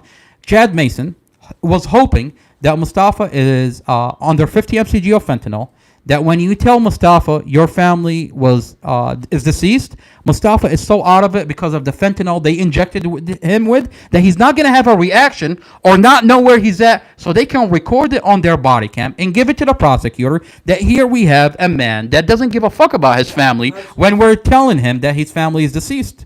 Now, what, ma'am, when they find out that Mustafa is actually crying and is asking for his family, what do? They sealed off that body cam. And Chad Mason falsified that police report of that night. And he said Mustafa did not have any emotion and did not care when he was told that his family is deceased. Now, let's watch that body cam. Now, before we go into the body cam from the hospital, I'd like to point out that in the discovery, the police department, Nini, the neighbor, has a door camera. Nini has a camera inside the apartment. Why is it that the police department only subpoenaed a portion of the whole entire night that doesn't show you anything, which left the room for Glenn Ford on a body cam with the police to lie about that night? Glenn Ford, when you listen to his police body cam, and we'll take a deep dive into that body cam, he says Mustafa showed up, didn't give a fuck about his family, didn't care about the kids, threw the kids, and ran away. Now, that's not what we see on this. Right, not at all. On this, you see Mustafa is broken. All he's doing is making sure the kids are okay. All he's doing, I have, by the way, this recording, there is more to this recording that I have not released yet, where Mustafa is sitting with Nini and calling the hospital, and the hospital is not letting Mustafa check on 5-year-old Empress or be anywhere next to 5-year-old Empress. And Mustafa is crying and he's asking for Empress with Nini. But Nini didn't tell the police that. That Mustafa spent the whole night trying to find out if Nini's okay. But instead, they subpoena a very small portion. Yes, ma'am. They subpoena a very small portion of that night. I mean, they could have put the whole thing in the discovery. Why not? Only enough to leave room for Glenn Ford and Nini to say that Mustafa showed up, didn't care about the kids, threw the kids and ran away. Now, they're terrified at the idea now that there is a video of the whole entire night. I mean, when you watch that body cam of Glenn Ford sit there and lie about Mustafa, I don't have to tell you that he's bullshitting you because it's so obvious in your face. He said he went down to my mom not giving a fuck about the kids. And he's describing my mom as a monster. Now, is he aware that at that night, Mustafa was under 50 mcg of fentanyl? And even when he was under 50 mcg, even though the hospital, the paramedic injected him with 50 mcg, all you see is Mustafa asking about the kids, making sure the kids are okay. I mean, we're sitting there. Mustafa just came out of a concussion. They've injected him with 50 mcg of fentanyl, and all he does is ask about the kids, making sure Mustafa is in no condition to take care of himself, not alone leave him there and take care of the kids. We can't leave Mustafa there. Mustafa just came out of a major accident. We want to take Mustafa home to Stafford, and the police are telling us under no circumstances can you take the kids. And we're sitting here forcing Mustafa, we have to take you home to make sure that you are good. And here is a neighbor that's telling us, leave him with me. I'll take care of the kids. Take care of your brother. The police are telling us, don't take the kids. You can't. I mean, what do you see Mustafa do? All he's doing is giving a fuck about the kids, checking on the kids. I mean, the guy just came out of a major concussion. And you have Glenn Ford lying about Mustafa, that he's on the run. First of all, how is he on the run if he was helicopter? Let's play the video for the hospital. Well, they released him, so how's he on the run? How is he? But he's on Facebook. By the way, he's on Facebook putting on the Prince William County Police Department a very specific post that Mustafa is on the run, that he ran away, that he crashed a vehicle on purpose. Mustafa is abusive to Dorothy, is abusive to the kids. That's what Glenn Ford. I have snapshots of his post at the time. Now, those kids are left in his possession, and he's sitting there telling kids that just lost their mother, a 9-year-old, a 10-year-old, a 14, that Mustafa crashed a vehicle on purpose. Mustafa is on the run. And he's sitting there painting Mustafa as a monster to these kids. Glenn Ford. Nini, the neighbor. I have body cams where the same investigator that's on the scene saying that this is a vehicle accident. Mustafa did everything he can to avoid a vehicle accident. And the SUV is the one that turned into him. Is calling Nini, the neighbor, within hours and telling her this is a monster. He did it on purpose, knowing that the kids are in her possession. I have the kid, 14-year-old Jaden, on a forensic interview say that the investigators came up to him and told him that Mustafa did it on purpose and ran away from the scene. And if it wasn't for Mustafa running away from the scene and leaving your 5-year-old baby in that car, we could have saved her. This is what 14-year-old child Jaden is talking about. Now, why is the police painting a monster for these children that just lost their mother? Is it not child abuse to have the police in a badge and a uniform come up to kids, 9, a 10, a 14? I mean, you don't have to take my word for it. This is what Jaden is telling us in a forensic interview. This is a forensic interview. Who's the adult that was around? That's the boyfriend, the one that was lying on Mustafa. Okay. That's So Glenn Glenn Ford. was there when Nini is there. And the FBI are telling us that Glenn Ford and the neighbor Nene are in a relationship. No. We have Lindsay Coulter, Special Agent Lindsay Coulter. I have her cell phone. I'll put her cell phone on the internet. Her cell phone, Special Agent Lindsay Coulter. Lindsay Coulter. Hello, FBI Agent Lindsay Coulter. Phone number 202-906-9674. By the way, Special Agent Lindsay Coulter, when Mustafa was beaten up inside the jail, 6 correctional officer entered my brother's cell and beat him. We contacted the Department of Justice. And the Department of Justice assigned Special Agent Lindsay Coulter, Samantha Adams, Special Agent Samantha Adams, and Supervisor Huckle. Special Agent Lindsay Coulter came to our house with Special Agent Samantha Adams, sat in this living room for just about 5 hours. How would Lindsay Coulter, Special Agent Lindsay Coulter, to have that video released out to the community? That a special agent came here and we supplied her with all the videos and evidence that we have. And at the end of her investigation, covered up for the jail that beat Mustafa. No shit. She said the CCTV inside the jail, there is no video of your brother getting beaten up. There's nothing that happened to your brother. Special Agent Lindsay Coulter, her cell phone is 202-906-9674. You can call her yourself and ask her. I have a video where she says Glenn Ford, Dorothy's ex-boyfriend, and Nene, a.k.a. Kim Coleman, the kids that were left in their position, that Glenn Ford and Nene are in a relationship. Does Special Agent Lindsay Coulter, who told me not to record the whole interaction, would she like me to release her video? I mean, I have a video of a CCTV video where my brother is getting beaten up, carried unconscious from one cell into another cell, handcuffed behind his back, unconscious, and they're still hitting him on the head. They're still kicking him, carrying Mustafa from one cell into another cell. And Lindsay Coulter, FBI Special Agent Lindsay Coulter, at the time tell me, nothing happened to your brother. Well, ma'am, I have the CCTV video where my brother is being carried unconscious by 6 giant correctional officers, and they're hitting an unconscious man, a handcuffed man behind his back. To another cell to beat him some more. And then, yes, ma'am, they took him to another cell where they sexually assaulted him, and they beat him, and then one of the sergeants puts his foot on his boot and tells him, if you ask for medical, the nurse is about to be here.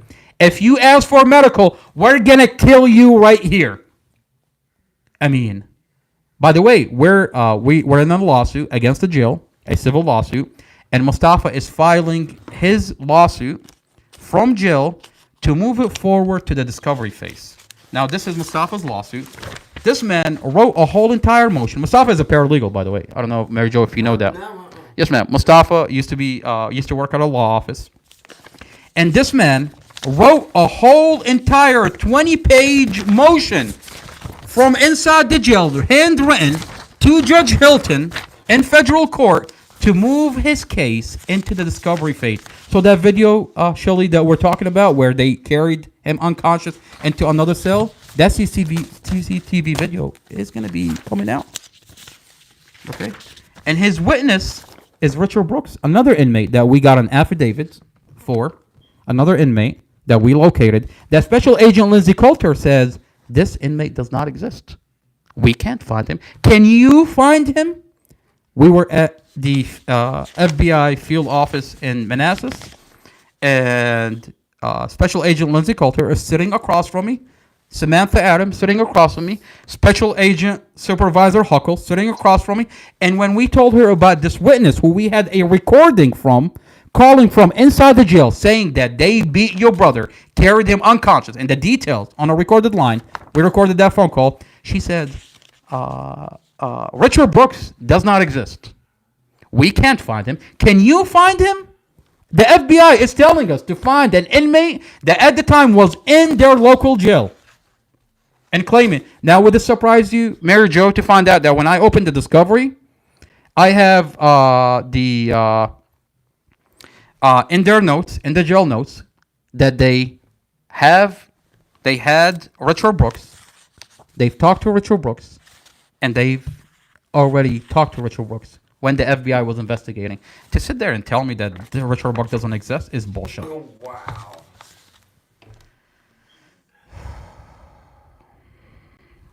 It's sad.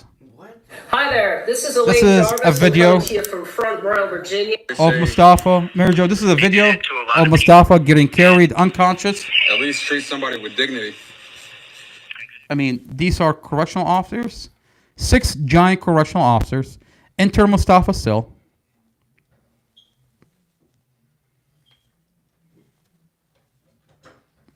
Six giant correctional officers enter Mustafa's cell. Carry an unconscious, rush into Mustafa's cell.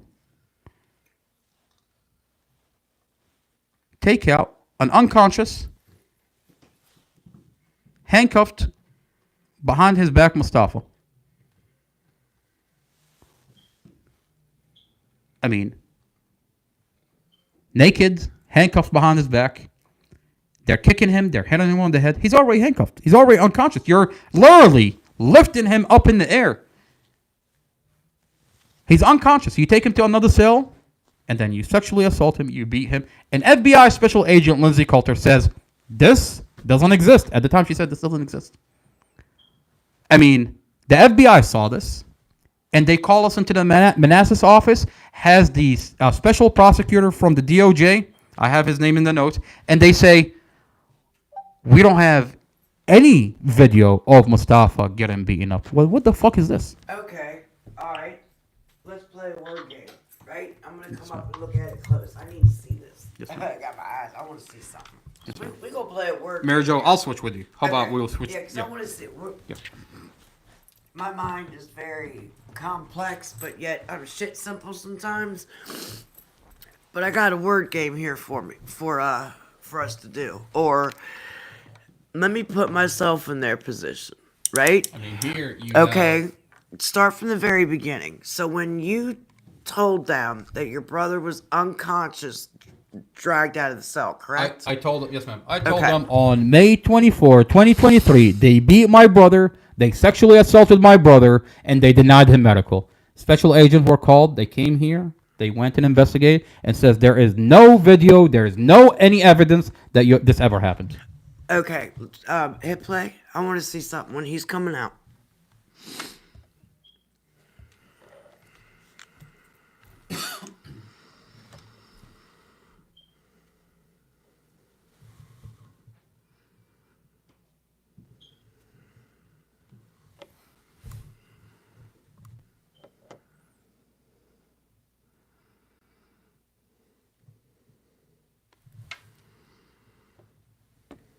Why is Mustafa's ass half open? Right. Did you see that kick?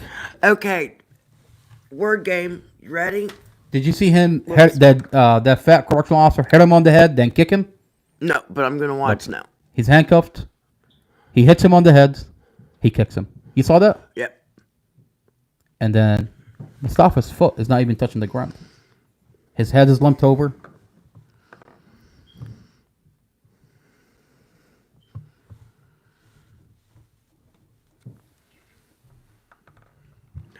Okay, like I said, word game. You ready? When you, or how do I? You said my brother was unconscious, being dragged out of the jail or out of the room. No, at the time I told them that they beat my brother, they sexually assaulted my brother, Right. and they denied him medical. Okay, so if they want to get technical and play a word game with you, that what you're saying never happened, we don't see it. One part, I believe. Mary Jo, they said there is no incident. Nothing happened to your brother. Right, but hear they me said out. You 3 gotta hear correctional me. officers went in. I see 6 correctional I see officers. 6, yeah. So they're lying right off the bat. Why is my brother half naked? Why is his head limped over? Why is his feet not touching the ground? And why is this fat correctional officer hitting him on the head and kicking him? Okay, now let me go. Right here when he's backing out, I understand about his ass hanging out, but when he's walking out, his feet are moved. He's looking like he's walking. He's in and out of consciousness. I understand, I mean, but they're Mustafa's playing a like word this. game. You know, but their They're job. playing a word game. But Mary Jo, their job is not to play a word game and protect his jail. Their job is to They're protecting investigate. the jail. You could see it because he's using his legs. So what they're saying is, no, he was not. We don't see what you're saying. We don't see what. I'm not saying that. That's what they're saying. Mary Jo, these are Mustafa's injuries, by the way. Wow. This is 3 weeks. I mean, his foot. He's being lifted.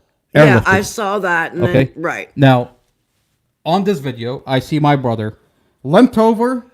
His foot is he's airlifted by 2 correctional officers. Right. They're hitting him. I mean, this is not worth investigating.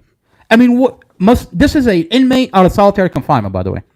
He's in solitary confinement. The only person that has access to Mustafa is the correctional officers. And then we go to visit Mustafa, and we see his arm. I mean, when Special Agent Lindsay Coulter, she didn't see his arm this swollen. Are they trying to blame that on the accident? No. At this point, Mustafa was already in jail. Right. 8 months into it. Ah, okay. You see what I'm saying, though? They could always try to say, "Oh no, that Well, from the accident." Mary Jo, when Mustafa was helicoptered to the hospital, they did a full body CT scan. If you were to do a CT scan, which they refused to do a CT scan, and when we told Special Agent Lindsay Coulter in the FBI field office, why is there no CT scan done to my brother? They kicked us out of the office. Imagine that. I mean, you want to find out is this injuries? Let's do a CT scan on Mustafa. In the medical record, there is no CT scan. They X-rayed the wrong parts specifically to not show the injuries. Now, forget the CT scan. Why is my brother's arm 3 times the size of this? This is during a visit. Mustafa, this is 2 weeks after the beating. Does 2 he have weeks. a tattoo on this arm? No, Or is ma'am. That's all bruises. These are bruises. This is a compound fracture that's healing improperly. Now, his arm is this big, 3 times the normal arm. His head is all bumpy. The FBI saw him in this condition. And they tell us nothing. But the public has not. Oh, yeah. He's in solitary confinement. At the time, we didn't have access into... Okay. I mean, these are my brother's injuries. His head is all bumpy. His arms is 3 times the normal arm. He's all bruised up.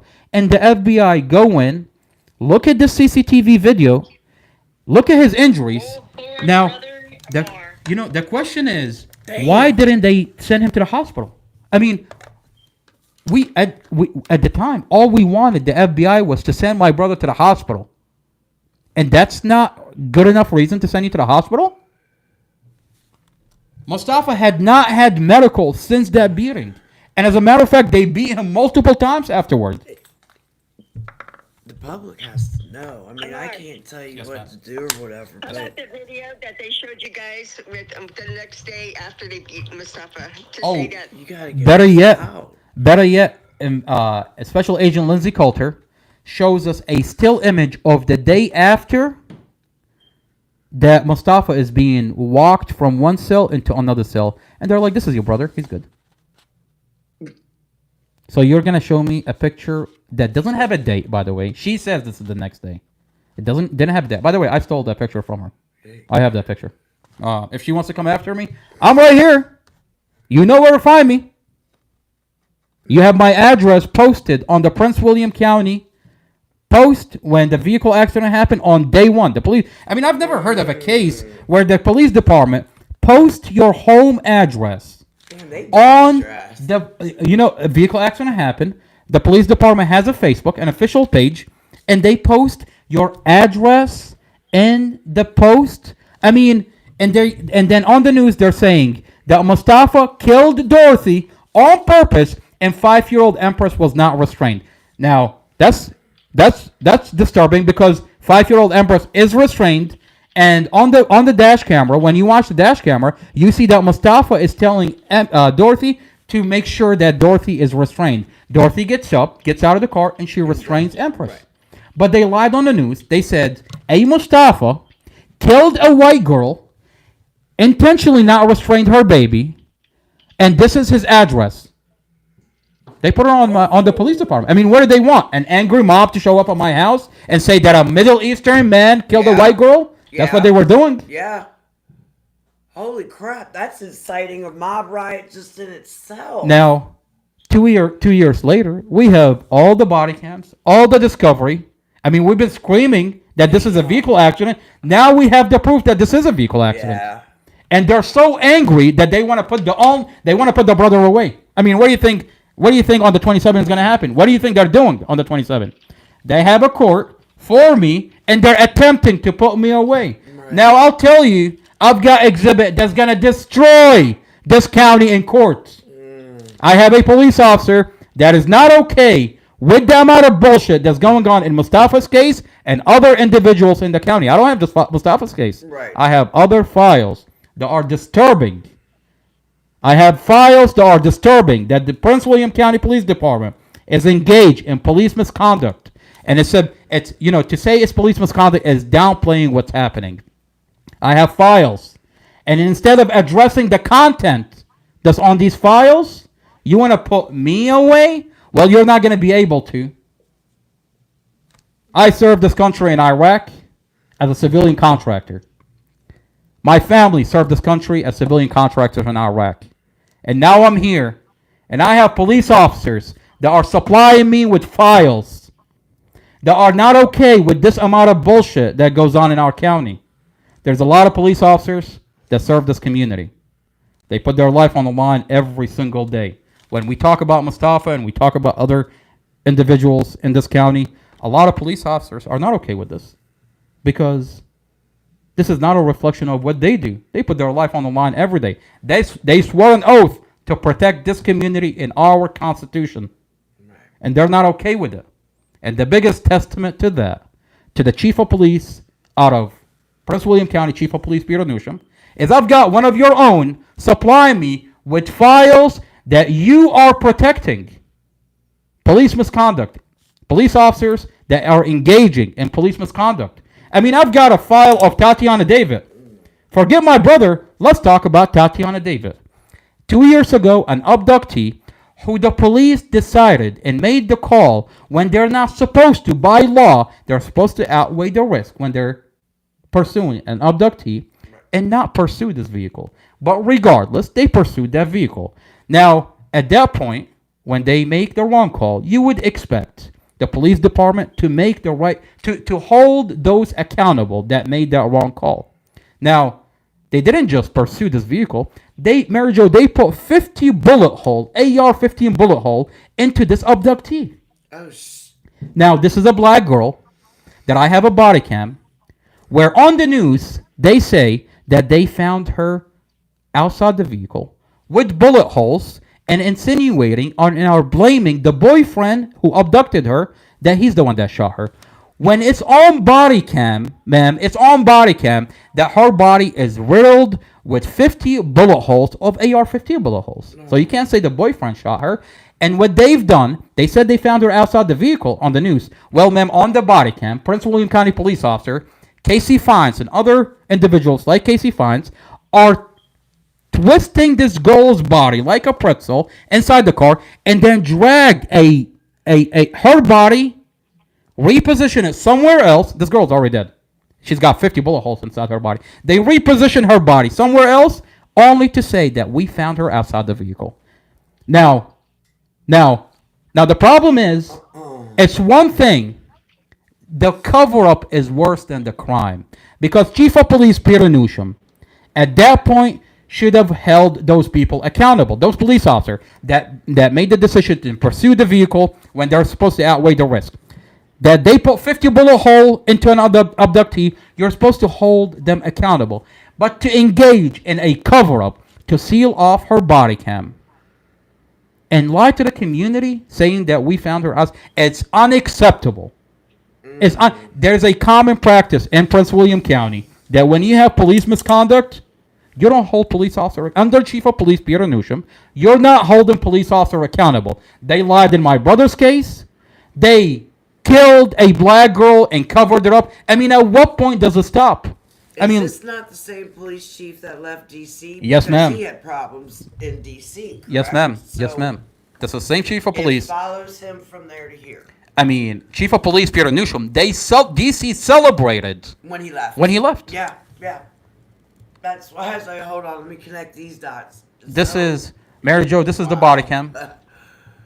This is the body cam where Tatiana David, a black girl, is her shot by police, and it's a cover-up. And I've yet to hear Prince William County address the situation. This is her body cam.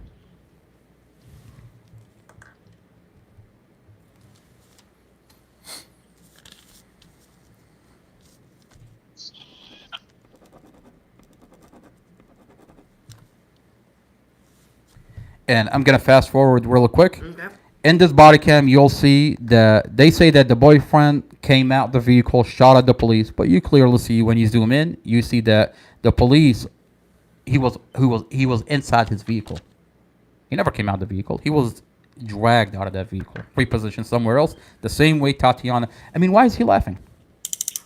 Why is this guy laughing? I mean, look at this. Yeah, what? I mean, you just put 50 bullet hole. Yeah, you just put 50 bullet hole in Tatiana David. Why are you laughing? You're holding your AR-15.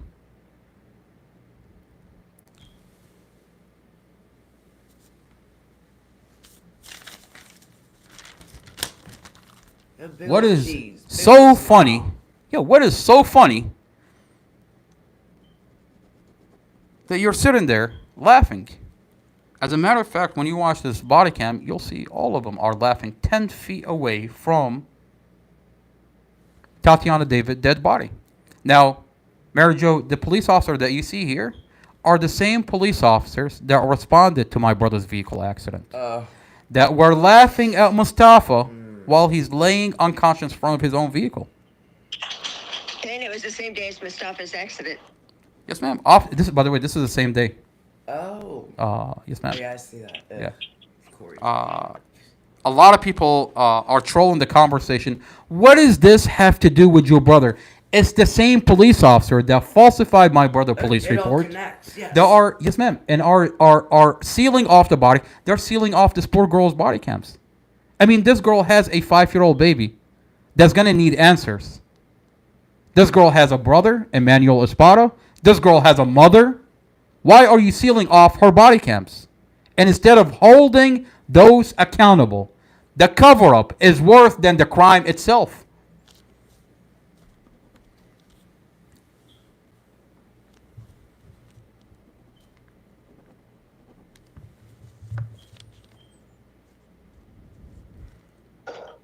Casey.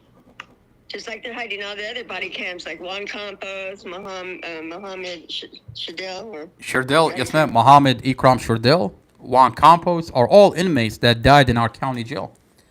And the police department, the Sheriff Glenn Hill, Commonwealth Amy Ashworth, who's on a jail board to protect inmates, have not come out publicly and addressed why do we have 7 dead inmates in our county. I mean, these are all young men, and their death is questionable. I've got the mother of Mohammed Ikram Sherdell, who shows me pictures of her son's face is bashed in from a beating. And the jail wants to say it's a drug-related death. The face is bashed in from a beating. I've got the pictures that the mother supplied me with. And hadn't he been in there for years? So how did he get the drugs? Well, he's in behind. Exactly. I mean. So wow. I mean, There's who? a whole nother worm. Yes, ma'am. Yes, ma'am. Who are you gonna hold Wasn't accountable? He injected in the neck? Uh, Wasn't he getting injections in his neck? He's got Or the needle? two injections in his neck. Yeah. This is Tatiana David. You're gonna see that her body is gonna be rolled around like a pretzel, and then dragged, and you'll see her whole body riddled with AR-15 bullet holes, repositioned away from the vehicle. And then another thing about this bot, they control the narrative. They mute whenever they want. They unmute to control the narrative. I mean, why are they terrified What's the point of having a body cam if you're gonna mute whenever you want? This is Tatiana David, and her body is rolled around like a pretzel, and then you see her dragged out of her vehicle, out of that vehicle, repositioned somewhere else.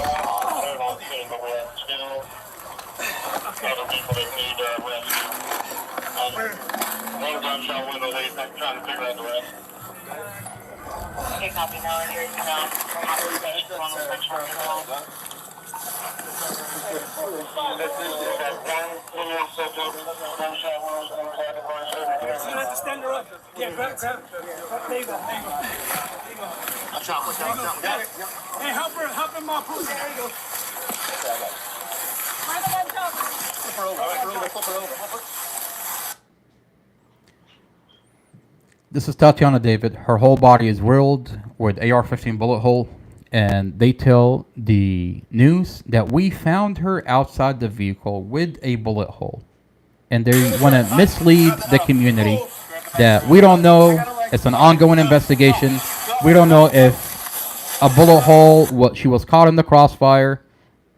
Is it the bullet hole from the boyfriend? Is it one of our bullet holes? We don't know. Is it one of our bullets or one of...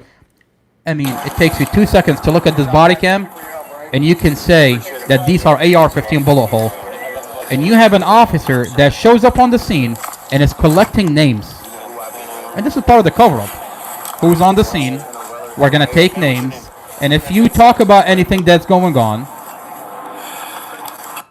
you're on the scene. I mean, the cover-up, Mary Jo, the cover-up is actually worse than what's happening here. They dragged her boyfriend out too, or the guy. Oh, they dragged him out of the driver's seat. Yeah. Yep. I mean, he's currently I saw sitting. him pulled out first. They said that he was outside the vehicle shooting at them. Bullshit. I just watched him get pulled out. Yep. And Prince William County has nothing to do with it. I mean, you watch them all laugh while Tatiana David's body, this black girl's body, is laying 10 feet away from them. When you watch my brother's body cam, my brother is laying unconscious in front of his own vehicle, and they're laughing. Yeah. Sure. Falsifying his police report, lying about my brother, and laughing. I mean, who are you going to hold accountable for officers like Casey Fines, who drags a black girl body, reposition her somewhere else, and pretend, yeah, we found her outside the vehicle? Who are you going to hold accountable about this officer who falsified my brother's police report when my brother is unconscious in front of his own vehicle and he's lying about his everything? I mean, when I watch those body cams, it's heartbreaking. And it's heartbreaking the fact that they seal off those body cams. I mean, there's a common practice, Mary Jo, in Prince William County, that when something like this happened, they seal them off. I mean, this body cam, by the way, you will never get these body cams anywhere. Right. I have them supplied to me from a police officer out of Prince William County, and I'm leaking out on the internet. And they're terrified now because what are you going to say to that? I mean, they haven't addressed it. You know, Shelly, I think you sent me a post. This video is picking up on the internet that the community is watching. Shelly, can you hear me? Yeah. Shelly, I'll let you say the Prince William County Police Department came out responding to the body cam. Under Prince William chatter, Yes, ma'am. asking, how do you say that she was, Jermaine struggled for outside the years car with dental issues when you before drove her finally out of the finding car. new. Shelly, And they basically said, we didn't have anything to do with it. We just got called in for backup. If you have any questions, reach out to Virginia State Police. exactly. They put out a post where they said we were responding, assisting other agencies. They're on their post. This is their official post. After this video went viral on the internet, is picking up where community is watching. What's going on with Tatiana David? The police department put out a post on Facebook. They said, we showed up after the fact, assisting other agencies. They're talking about state police. I mean, we just saw Prince William County drag a dead black girl out of a vehicle, Her body is riddled with 50 bullet hole of AR-15, repositioned somewhere else to say we found her outside the. I mean, what are you talking about? What are we doing here? I mean, you want to talk about not being accountable, but to this level of just lying in your face. I mean, we just watched a body cam, and they're saying we assisted other agency. What did you assist in? A cover-up? Because that's what we're seeing here. Yeah, and that's exactly what they. Yeah. There's That's what they meant. Ma'am, there is a common practice in Prince William County. Anytime you have police misconduct, the Commonwealth Attorney and the Chief of Police will go up to a judge and seal off body cams. Now, what's the point of having body cams if every time you have police misconduct, you don't hold them accountable, you just hide them. You just seal them off. We see it in the Mustafa Al-Jazari case. We see it in the Tatiana Davis case. We see it in the Juan Campos case. And I've got more files. Right. Now, we're here to have a conversation, Mary Jo, and we're so happy that you're here. You know, I'll tell you, Mary Jo is from the community, and Al-Quzai, who claims that she's Al-Quzai, is on the internet attempting to troll the conversation, and she has a wife of an investigator, Stephanie Claiborne, under K0707, and are trolling the conversation. Now, we invite everybody to go to Christine Al-Quzai's page, and it's under Warda, Christine Warda. Let's pull it up really quick, so that way everybody knows, for reference, who we're talking about. I mean, you got me, you know, Amy Hopkins, you got me advertising for you, ma'am. I'm literally advertising your page, your social media page, and instead she gets, what does she do? You know, you would think that, you know, she would get happy that I'm sending people her way. She goes private. Right. I mean, I want this. I mean, what are you so terrified? What are you so terrified of that you'll literally go private? I mean, we're here and we're taking a deep dive into the Commonwealth Attorney star witness, 16-year-old Kylie. Now, 16-year-old Kylie, and Mary Jo, I'm going to switch places with you real quick. I want to play the relevant videos that brings the conversation home. We're about to conclude this podcast. We're what?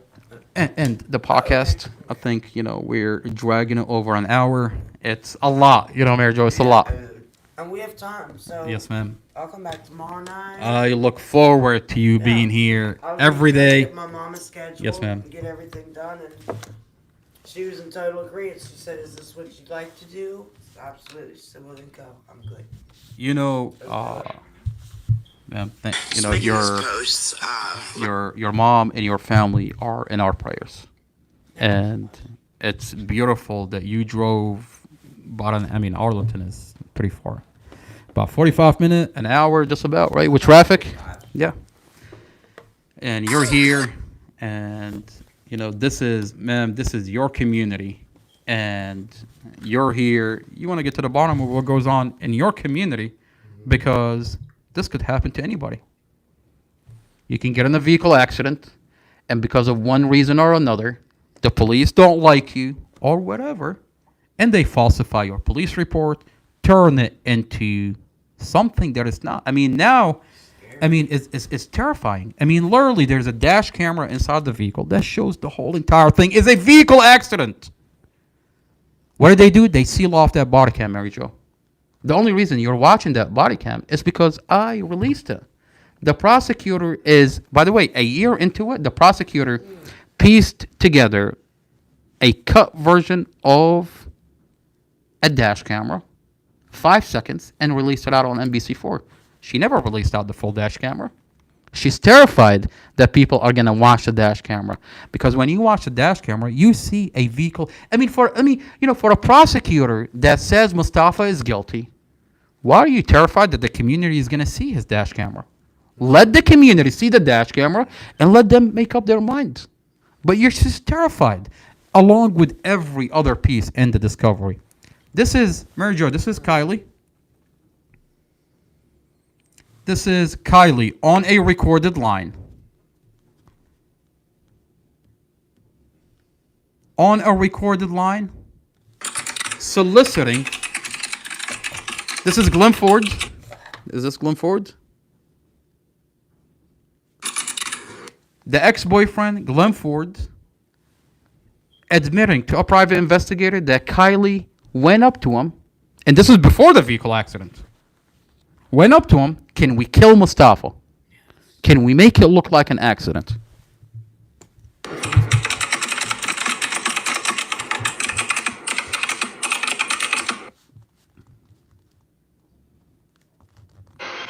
Especially the older daughter. And she wanted me to shoot, like, kill him. The older daughter wanted you to kill him? Yeah. Like, man, like, could you please, like, if I make it look like, so, like, you know what I'm saying? Like, something, and it's like self-defense, would you do it? And I'm like, no. He said, Kylie came up to me and asked me, can we kill Mustafa? Can we make it look like an accident? You know, it's a big why. It's a big why would Kylie ask Glenn Ford to kill Mustafa? Now I have a video in the forensic file, in the discovery, that Kylie is sneaking up in the vehicle and is trying to solicit a very specific answer, mean mugging at this 5-year-old. I mean, we all have, you have kids. I have a 4-year-old niece. If you come into and you're trying to lead with questions and attempting to get a very specific answer, you can easily do it. I mean, when you watch this video, you can clearly see what this 16-year-old is doing. She sneaks in the vehicle. Mustafa's not there. Dorothy's not there. 5-year-old Empress is there. You put the cell phone. You don't put the cell phone on Dorothy. You don't put the cell phone on you. You put her away. And you're like, you don't know if you're doing this. You don't know if you're making eye contact, mean mugging at this kid. But clearly, you're soliciting a very specific answer. Now, why? Why is this girl, the 16-year-old girl, Mustafa just met your mother. Now, we find out that her dad works for Billy. Billy, the owner of the club, that has a problem with Mustafa. She says, my dad works for Billy. And she says that she hangs out around all the strippers. So she's formulating her opinion about Mustafa through the eyes of Billy, through the environment that's around her. This guy just met her mom, and now she is formulating her opinion that this guy is a piece of shit. I mean, isn't that what you know the strippers are saying about Mustafa?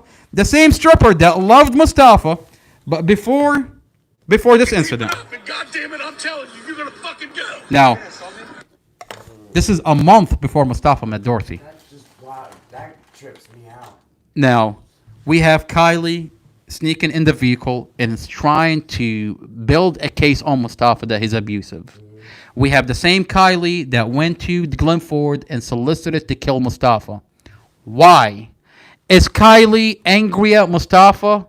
I mean, when we listen to Glenn Ford and he gives us a glimpse into who Kylie is, we find out that Kylie and her mom are at odds.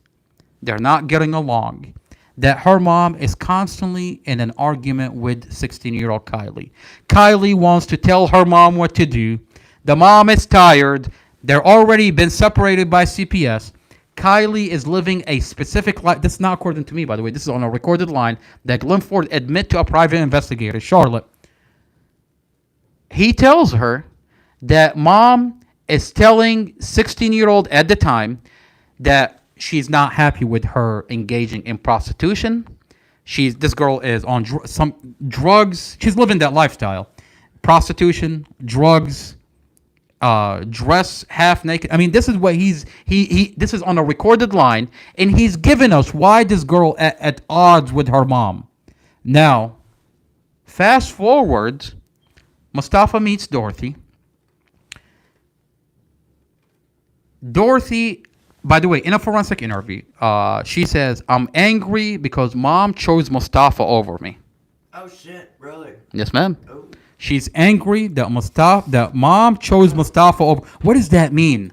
Now I'll tell you Dorothy meets Mustafa. When Mustafa met Dorothy, Dorothy was living out of her van with 5 kids. Now, why is Dorothy living out of her van with 5 kids? She was with Glenn Ford. Glenn Ford cheated on her. Glenn Ford used to abuse her. Glenn Ford used to abuse the kids. This is not me saying it. This is what the ex-boyfriend on a police body cam is telling investigator Romero. That Glenn Ford had a problem with 5-year-old Empress. He used to be jealous of the 5-year-old Empress. Is jealous at the 9-year-old Pharaoh. And because mom loved them so much that he used to abuse them. And he used to abuse Dorothy. That he kicked her out. And he threatened to kill the ex-husband. By the way, I have the police body cam. And we'll take a deep dive into that statement. Now, Dorothy is living out of her van with 5 kids. Mustafa, after this incident with Billy, a month later, Mustafa met Dorothy. Unbeknownst to him, that Kylie's dad is working for Billy. Now, Mustafa and Dorothy began to build a life together. They move into an apartment. She's a nurse. She's a nurse, a home nurse. She works from home as a nurse. I think you know what that means. Yes, ma'am. Mustafa has a small business, physical therapy, and they support each other. And they began to build a life together. Now, Dorothy is getting her life together, is moving forward. She found someone that loves her. She's moving with her life. And her 16-year-old daughter, who's living that lifestyle, is not happy. She feels abandoned. Is it possible that's why 16-year-old Kylie is angry at Mustafa? Because she feels that this new boyfriend is taking her mom away from her. That's a possibility. And mom is succeeding. And she's leaving her behind. Now, that's a possibility.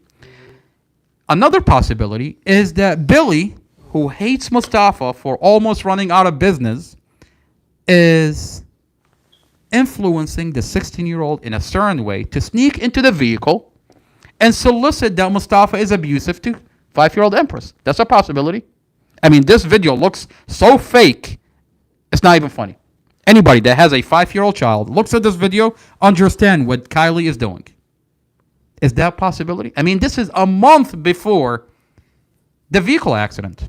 Now, we have on a recorded line that Kylie is soliciting to kill Mustafa. The question here is, how could the police department use Kylie as the star witness, knowing that Kylie has a motive to lie about Mustafa? Whether it's Billy and the situation coming out of Billy, whether it's her feeling abandoned that her mom is leaving her behind. This girl clearly has a motive to lie about Mustafa. Now, in a forensic interview, Kylie says Mustafa is abusive to her mom, to the kids, and she says, I was never there, I never saw anything. Now, how is that not hearsay? How is that not hearsay? It all is here. That's all it is, and that's just... Kylie, yes ma'am, Kylie was not living at the apartment. Right.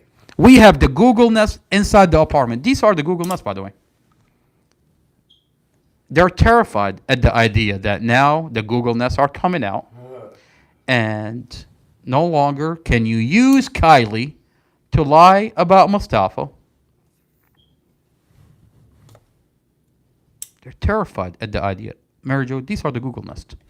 By the way, these are only some of them. I have 3 days, all day Google Nest. That shows how beautiful this relationship. I mean, literally, I have a video of Empress following Mustafa around, trying to put a Band-Aid on him. I mean, by the way, the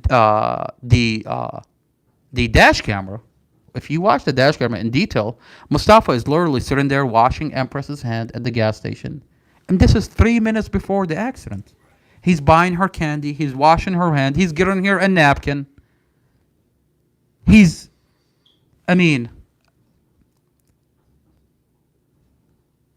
prosecutor is terrified. They want to seal everything, and they want to troll the conversation. I mean, literally, the wife of the investigator is on the internet trolling the conversation. This beautiful lady, they're telling her that the discovery, Mary Jo, the discovery that I posted, that I talk about every single day, sounding like a broken record for the past 2 years.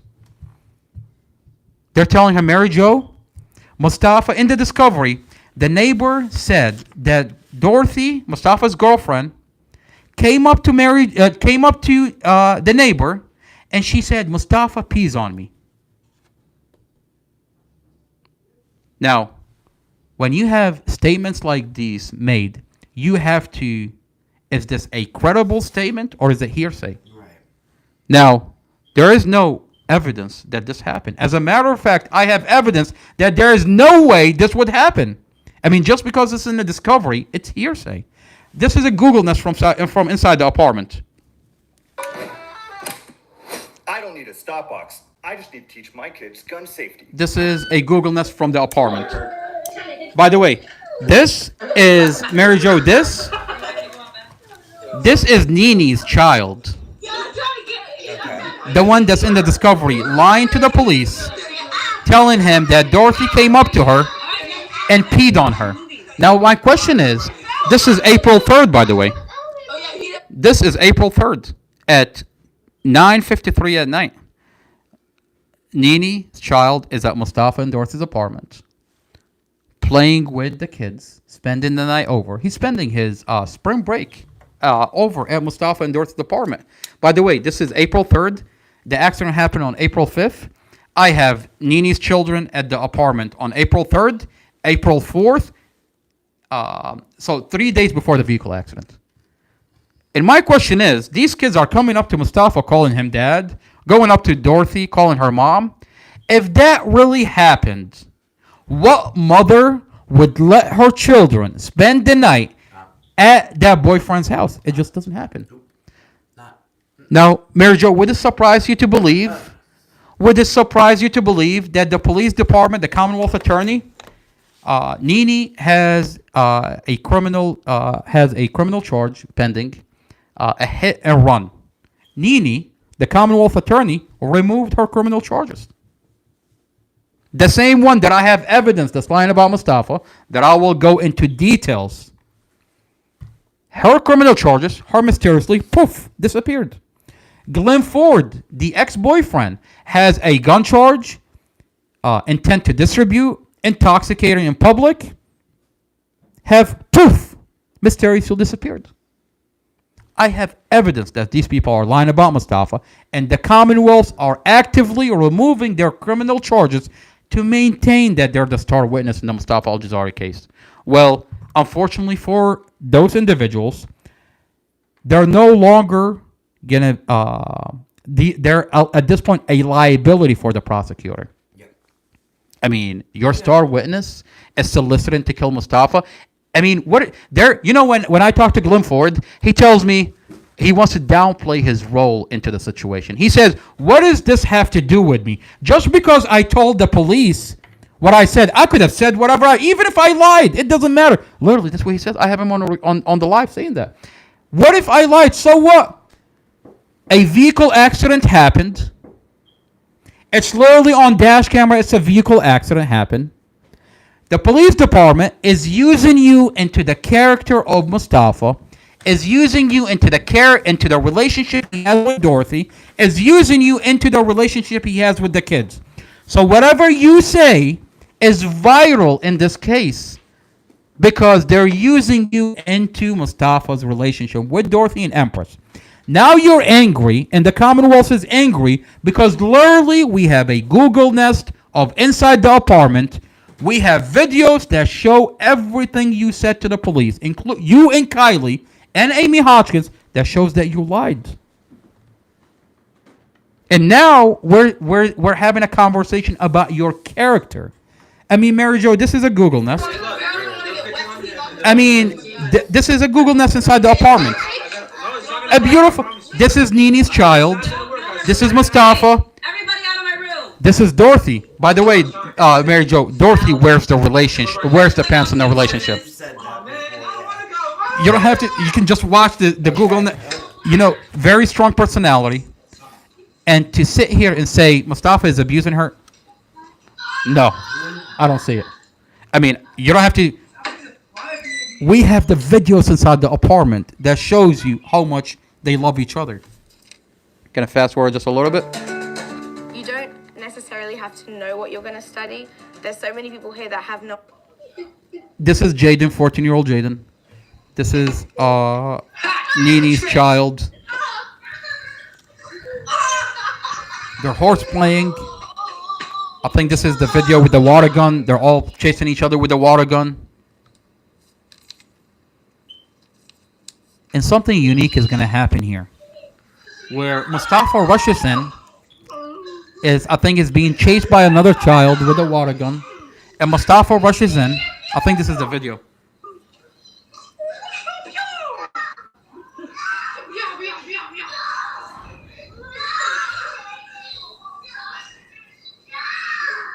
Yep, I think this is it. Now, it's unique to notice. Yeah, sit down. Look. Do you need some water to wake up, sir? Want some water? That's 5-year-old Empress. That's Dorothy in the back.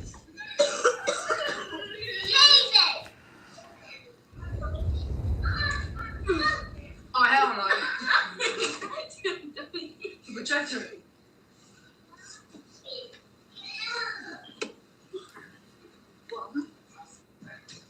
Mom, Sean's being a bad boy.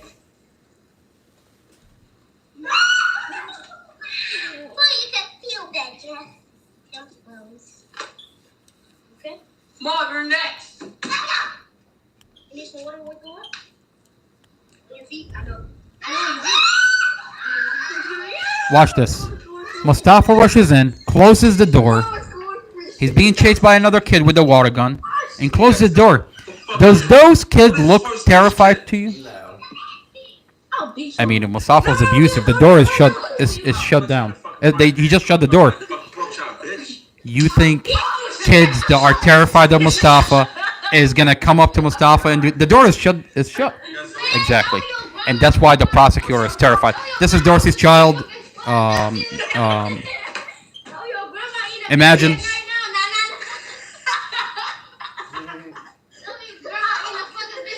They're terrified the Google Nest exists. I mean, for the police department, you're sitting there asking Kylie into Mustafa's relationship with your mom and the kids when you're not there, but you refuse to look at the Google Nest? How does that make any sense? They're terrified.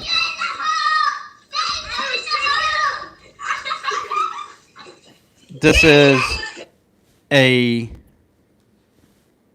recording of Glenn Ford on a recorded line. This is the star witness, by the way. The star witness into the Mustafa Al-Jazari is a jealous ex-boyfriend who says, I force the kids to shower. Kylie wakes up in my bed. You're talking about a 40-year-old man is talking about a 16-year-old girl at the time, and is talking about a 9-year-old.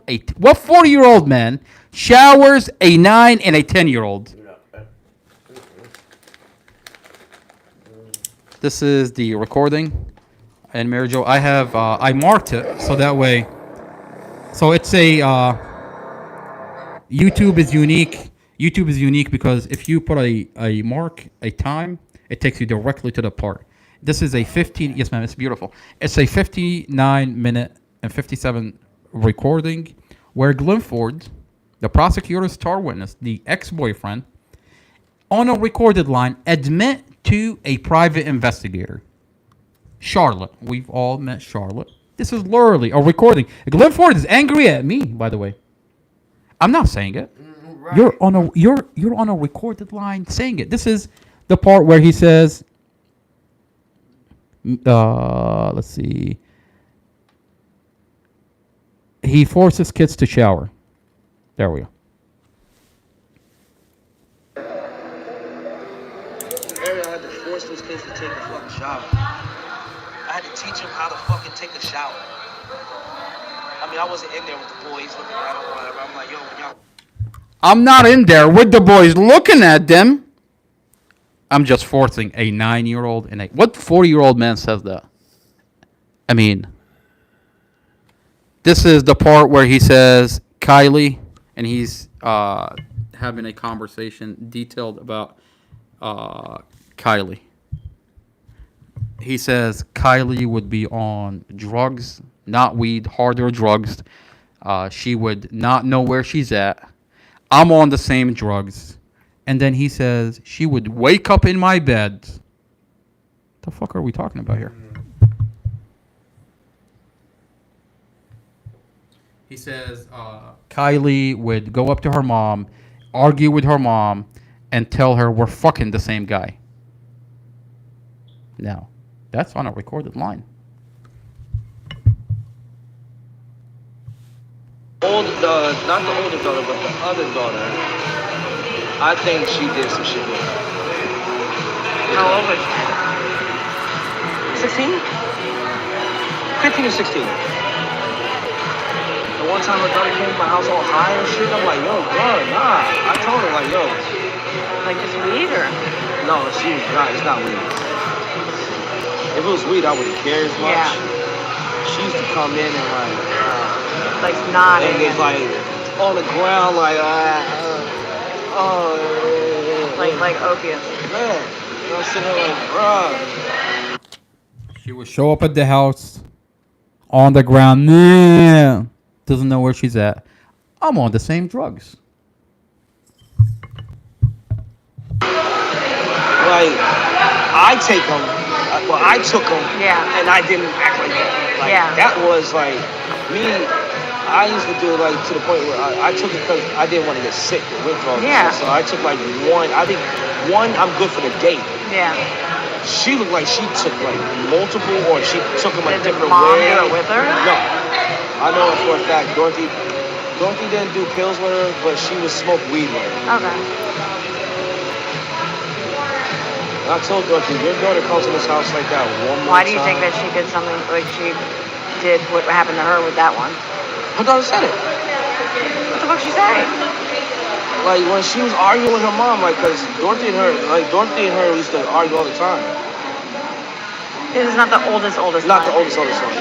The oldest one, she's a sweetheart. She's a fucking sweetheart. But she gangster too. Nah. Like, she gangster, like, she's ready to kill that nigga. Like, seriously kill that nigga. She's the one that wanted to. The older one. So what did she say to? Oh, cause they be arguing. Yeah, and she be like, the way she dressed and shit. Dorothy be like, you run around acting like a little slut or whatever. And she be like, oh, you. That's Glenn Ford talking about Kylie. Now the question is, they're all sitting on the same live on TikTok. Kylie, Glenn Ford. I mean, what do these two have on each other that they're literally sitting on the same live? I mean, this is going to get a little bit more disgusting, Mary Jo. Pop all the hell back because we used to fuck the same guys and da-da-da-da and all that shit. I'm like, oh. What? Y'all gotta go. Wow. Y'all gotta go. He says the mom and Kylie, Dorothy and Kylie are arguing about her being half naked, about her lifestyle. Mom is not happy. And then Kylie would be upset and she says, we're fucking the same guys. And then he gets upset. And he's like, y'all gotta go. Y'all gotta go. You said too much. You gotta go. I mean, if he wasn't doing anything with her, why would he be upset? I think Kylie's saying a little bit too much. It gets worse. Ma'am, it gets worse. Wow. And she was only 16? And said, we used to? I'm like, y'all gotta go. This shit right here, like, nah. I'm not about that life, nah. I don't want no cops knocking on my door asking for you. Wow. And they did that too. After I kicked her out or whatever, the school system came. It's like, yeah, it's Dorothy Fontaine. I'm like, yo, she can fucking live here. What y'all here for? Yeah, because her kids haven't been in school for weeks. I'm like, I don't know where she at. She doesn't live here. She never lived here. Like, A lot of her behaviors remind me of someone who had a substance abuse problem. No, she never, like, she didn't do no drugs. She What about that Mustafa guy? I don't know. I just think he just smokes weed. Cause I even asked her, like, you know what I'm saying, like, yo, you on? Is he alcoholic? I just know he smokes weed. Because I asked her, like, you know what I'm saying, because at that time I was taking the shits, and I was like, it would be a problem. Like, you know what, just to stop anything, I won't. If I do it, I won't do it in this house. Yeah. You know what I'm saying? So. I was taken. He's on the same drugs that Kylie shows up and doesn't know where she's at. Okay. Every time I like come home from work, I would do it before I get in the house. Yeah. Or I would step out my house, even though I shouldn't have to step out my house. Yeah. And every time she's trying to sleep in my bed, like, no, go in the fucking living room, yo. What the fuck are we listening to? Right. He's on the same drugs. Kylie's on the same drugs. She doesn't know where she's at. She's on the floor. Nah. And then he wakes up with her in his bed. I mean, you know, I've yet to understand what this prosecutor, this police department is doing in the Mustafa Al-Jazari case. I mean, this is a star witness into the Mustafa Al-Jazari case. We have multiple body cams where he's lying about Mustafa. Flat out lie. And the police department knows that he's lying. They know that he's lying and allow him to manufacture probable cause. Kylie Clapp, the same girl that's soliciting Mustafa to get killed, the same girl that's soliciting that Mustafa is abusing 5-year-old Empress. The police department said that she doesn't live at the apartment. She tells you I wasn't there. I never saw anything firsthand. The police department is allowing her to lie. As a matter of fact, one as far as deleted her forensic interview. And it's sit there allowing these individuals to manufacture probable cause. Well, now they're a liability for the prosecutor. You know, ma'am, they're a liability. Everything is on the internet. Yeah. And is being watched by the community. I mean, it took you how long? 1 day, 2 days to figure out this bullshit? You were on the other live and you're listening. And on day one, I told everybody, if Mary Jo thinks Mustafa is guilty, that's her opinion. I'm not going to sit here and attack Mary Jo for having an opinion. My job is to release the evidence in this case. And the community, the prosecutor should have been doing this. The police department should have been honest with the community and release the evidence, the dash camera, the body cam, the discovery, and be honest with the community. My job is to release the evidence. And the community, I'm not going to sit here and make up your mind for you. As a matter of fact, if my brother was guilty, I would not be here. I have a beautiful company that I created when I got back from overseas. Everything is on hold. My whole life is on hold. Because they're framing my brother.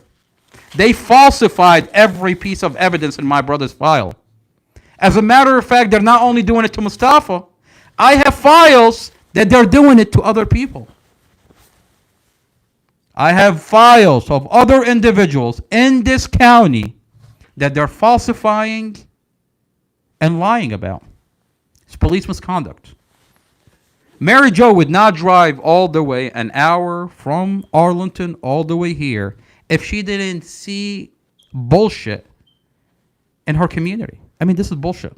Whatever's happening to Mustafa, Mustafa has been in solitary confinement for 2 years, and when we talk about his case, they beat him inside the jail.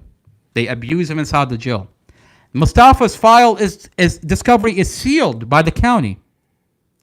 I mean, it's sealed even from him. I've yet to see a case where the discovery is sealed from the person that you're accusing. Ma'am, I've never seen it.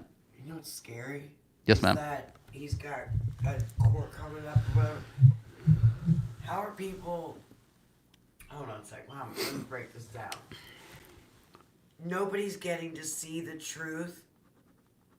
So if he goes in front of a jury, this is going to be peers that see nothing because it's been sealed, correct? Yes, ma'am. So Yes, without ma'am. it getting leaked out and all of us pushing forward and making a stink and raising the hell, the community's not going to see this before the actual court date then.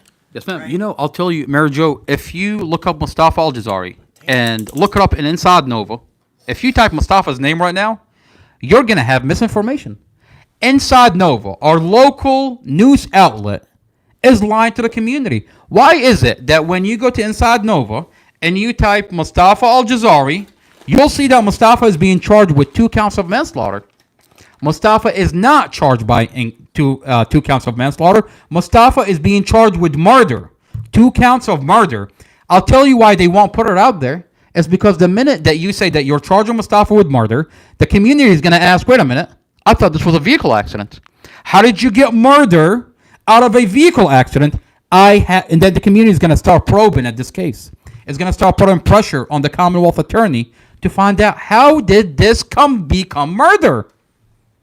And that is playing with the community. That's playing with Mustafa. That's playing. You want to say, we're demanding. At this point, we're not even asking. I'll tell you, I'm releasing all of it on the internet. And it's getting to a point that we're no longer asking for justice for Mustafa. We're demanding justice for Mustafa. We're demanding justice for Mustafa. We're demanding justice for Dorothy. We're demanding justice for 5-year-old Empress. They failed to airlift 5-year-old Empress. They failed to airlift Dorothy. I mean, why was Dorothy and Empress not helicoptered? We've been talking about it for the past 2 years. There are more details in the discovery that I want to release and be able to talk about. There's a body cam. The first responding officer that showed up to the scene is an officer out of DC. Now, why is that body cam not part of the discovery, ma'am? It's a good question. That's a very good question. It's specifically when the written report of the officer says my body cam is rolling, so his body cam is recording. Now, why are they specifically avoiding the body cam that's gonna show Dorothy, the body cam that's gonna show Empress, the body cam that's gonna show Mustafa? That body cam is specifically not part of the discovery. That is a problem, because if the county is specifically avoiding the question whether there was misconduct or negligence, why Dorothy and 5-year-old Empress were helicoptered, this is a big problem. A big problem. I'm not going to sit here and say they've done it on purpose. Not going to say. I want the documents to show that I have documents. We want the body cam to show what happened in the Mustafa Al Jazari case. I mean, a 5-year-old child is being put in an ambulance an hour away from the scene during rush hour, and that makes sense to you? Instead, Mustafa is helicoptered, not that 5-year-old baby, and you're not going to sit here and ask those questions? I mean, I sit here and question myself. What's going on with Christine Warda's live? She has a whole entire page advocating for Dorothy and Empress. She says, I'm not Amy Hodgkins. My name is Christine Al-Kuzai. I am here for Dorothy and Empress. I've yet to hear her talk about Dorothy and Empress. I've yet to hear her talk about why was 5-year-old Empress not helicoptered. Where is the police body cam that was rolling when the officer made contact with Dorothy and Empress or Mustafa? I mean, was Dorothy hugging Mustafa? Was Mustafa hugging Dorothy? That they don't want to show this in the case? We don't know. And to sit here and say it's okay not to ask these questions, it's a crime. It's a crime because this could happen to anybody. You could get in a vehicle accident and the county will seal off your dash camera, will seal off your body cam, will seal off your discovery, not only from the community, but from you who's being charged with murder. Every piece of evidence in this case shows that this is a vehicle accident. It's a tragic vehicle accident. This podcast, it's a miracle that we have an opportunity, that one, we have those sealed documents by the county, and two, we get to have a conversation. And Mary Jo, thank you for being here, ma'am. Absolutely. I'm glad to be here. Thank you for being here. I love you, ma'am. Thank you for being a pillar protecting this community. I mean, this community is protected from the community itself. Individuals like Mary Jo, individuals like Shelly, Shirley, Stefana, Michelle, everybody that's here. Everybody that's here. This is the community itself protecting itself. And we demand better out of our police departments. We demand better out of our chief of police, our Commonwealth Attorney, Amy Ashworth, our sheriff, those individuals that we entrusted to protect this community. That when police misconduct happen, everybody that's here, this is the community itself. We demand better. And we remind the community and every person that's listening to us. This is not a reflection of every police officer in our county. There's a lot of police officers. The majority of the police, they serve this community, they wear a badge, and they swear an oath to protect this community. They're from this community. When I got back from overseas, I started coming for Quantico Marine Base, and I hired nothing but police. There's no one that wants to say thank you for your service more than me. But to sit here and not address the bad apples in our community and not demand accountability from our chief of police, Peter Newsham, or our Commonwealth's Amy Ashworth, that when you have police misconduct, hold them accountable. On that note, Mary Jo, thank you for being here. Absolutely, thank you. I want to thank everybody that's part of the conversation. Shelly, Stefana, Shirley, Michelle, Casey, thank you, ma'am. I love you. I want to thank everybody that's on this podcast. And this is not another boring podcast. Judge Carol Weimer, Under the Microscope. Glenn Ford, Under the Microscope. Kylie Clapp, Under the Microscope. Thank you for being here.